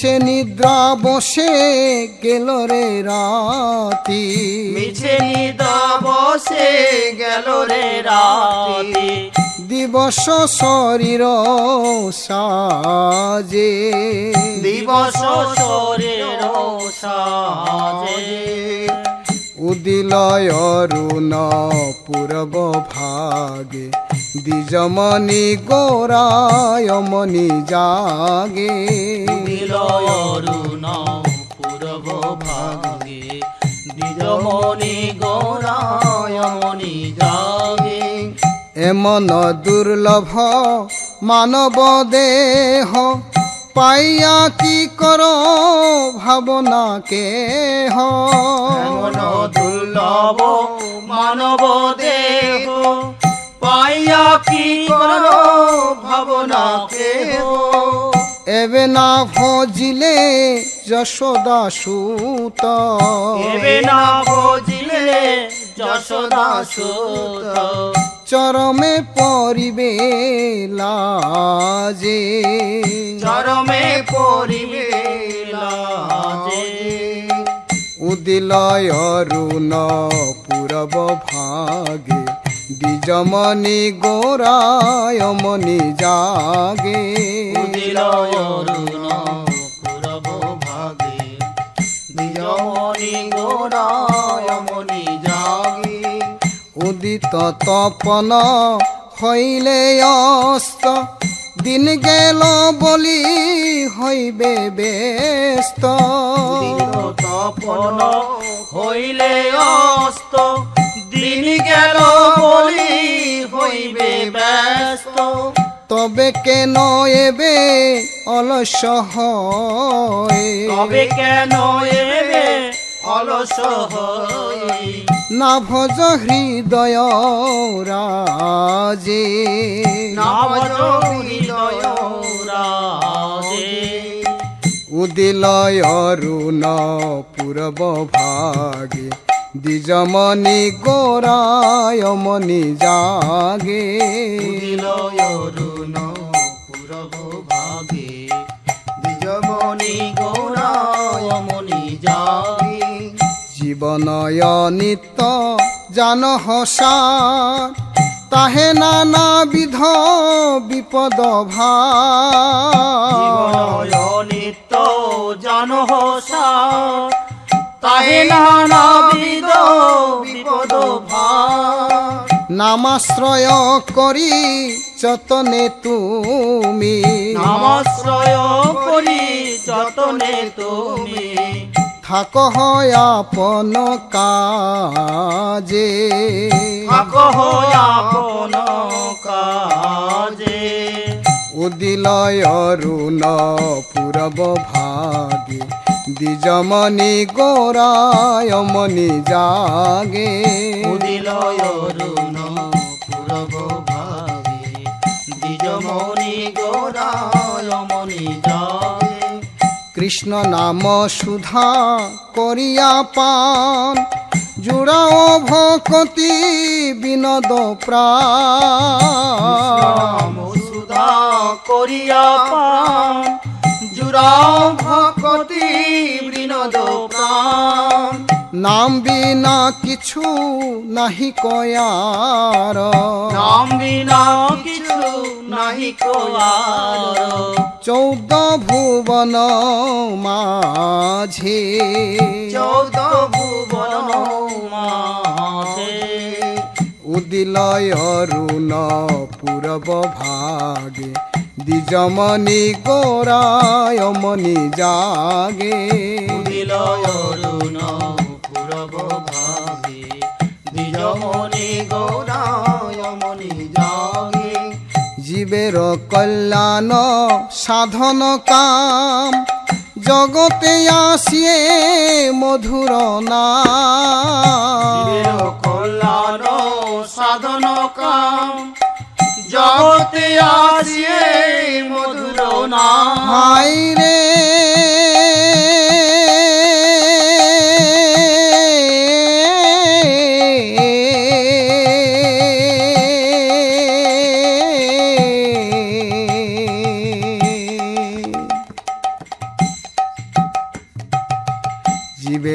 কল্যাণ সাধন কাম জগতে আসিয়ে মধুর নাম জীবের কল্যাণ সাধন কাম জগতে আসিয়ে মধুর নাম অবিদ্যা তিমির তপন রূপে অবিদ্যা তিমির তপন রূপে হৃদ গগনে বিরাজে হৃদ গগন বিরাজে হায় হৃদ গগনে বিরাজে হৃদ গগন বিরাজে উদিলয় অরুণ পূরব ভাগে দ্বিজমণি গৌরায়মণি জাগে উদিলয় অরুণ পূরব ভাগে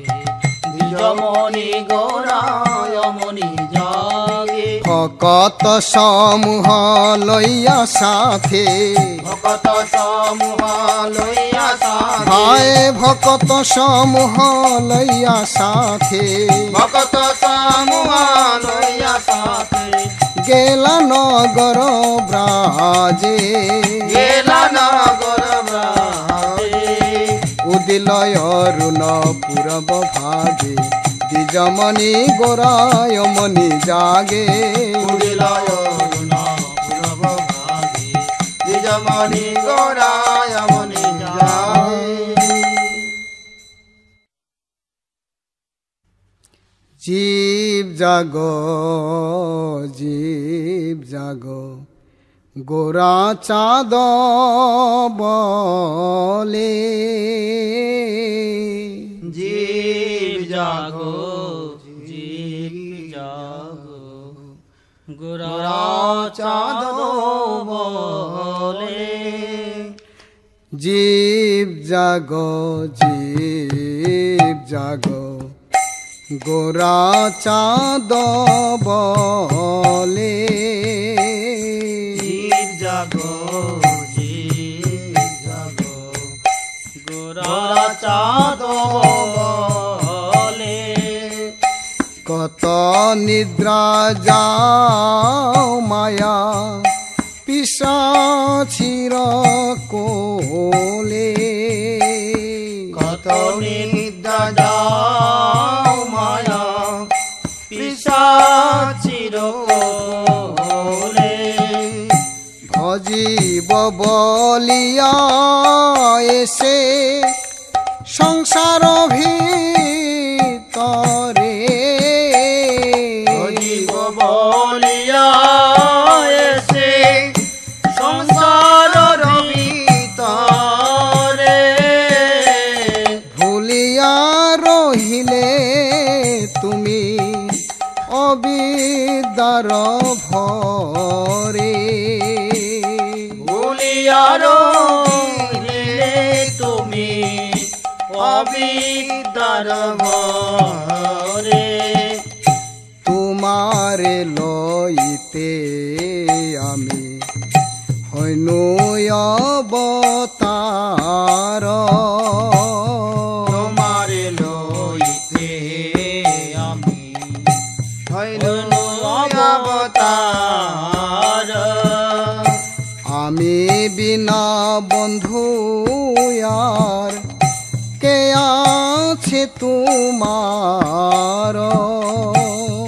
আমি বিনা বন্ধু আর কে আছে তোমার এনেছি ঔষধি মায়া নাসিবার লাগি এনেছি ঔষধি মায়া নাসিবার লাগি হরি নাম মহামন্ত্র লহ তুমি মাগে হরি নাম মহামন্ত্র লও তুমি মাগে ভকতি বিনোদ প্রভু চরণে পড়িয়া ভকতি বিনোদ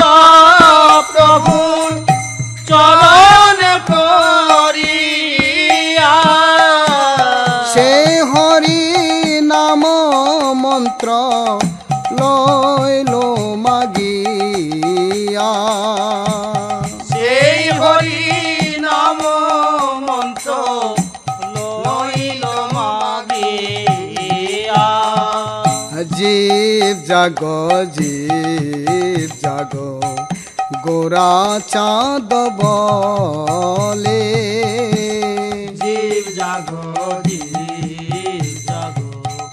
গোরা চাঁদ বলে কত নিদ্রা যাও মায়া পিশাচির কোলে কত নিদ্রা যাও মায়া পিশাচির কোলে কত নিদ্রা যাও মায়া পিশাচির কোলে কত নিদ্রা যাও মায়া পিশাচির কোলে জীব জাগ গোরা চাঁদ বলে জীব জাগো গোরা চাঁদ বলে জীব জাগ গোরা চাঁদ বলে জীব জাগো গোরা চাঁদ বলে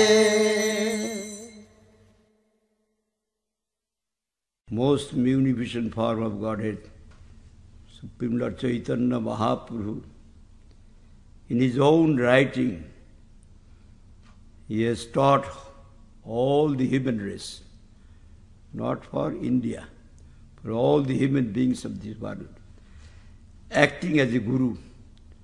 Actually, he is Supreme Lord, he is Krishna, but the highest guru is Radharani. He has taken the form and mode of worship of Radharani and has become Gauranga Mahaprabhu. And he is giving his instruction to all human beings as Guru in 8 verses. Cheta darpana marjanam bhava mahadabagni nirvapanam shreyah kairava chandrika vitaranam vidyabudhu jivanam anandam buddhi vardhanam pratibadam purnamrita ashwadanam sarvatma snapanam parang vijayate Sri Krishna sankirtanam. By doing Sri Krishna sankirtan, Radha Krishna sankirtan Mahamantra, you can get all kinds of attainments principle, 7 kinds of attainments. Here it is written. Everything you can get. And namnamakari bahuda nija sarva shakti tatrarpita niyamita smarana kala etadrishi tava kripa bhagavan mamapi durdaiva midrisham yahajani nanuraga. 3rd verse trinadupi shunichena taroropi sahishnuna amanina manadena kirtaniya sadahari. 4th verse na dhanang na janang na sundaring kavitam va jagadisha kamaya mama janmani janmanishare bhavatad bhaktir ahitukitai. 5th verse oi nandadanuja kinkarang patitang mang vishame bhavam budho kripaya tava pada pankada sida dhulishadrishang vichintaya. And 6th verse nayanang galada srudharaya badanam gadagadarudhyagira pulakirchitang bapu kadatava nama grahani bhavishyati. 7th verse jugaitang nimeshena chakshusha pravrishaitam shunnaitam jagat sarvang govinda virahiravim. And the 8th verse, last verse, ashisha padaratang pinashtuma madarsanat marmahatang karotuva jatha tathava vidodhatu lampata mat prananatustu shaivanapar. This ends the glories of Haridasa Thakur, and if anyone is interested in learning more, they are recommended to read Chaitanya Bhagavat and Chaitanya Chaitamrita, which describe the glories of the millions and thousands of devotees of Lord Chaitanya Mahaprabhu. And Chaitanya Mahaprabhu toured South India, and Nityananda Prabhu and Haridasa Thakur, they toured Bengal and many other places where they gave the holy name to the general masses of people. So this is a very interesting and very ecstatic pastimes between the devotees. And as devotees, we can relish this while chanting and helping everyone on the path of Krishna consciousness. Hare Krishna.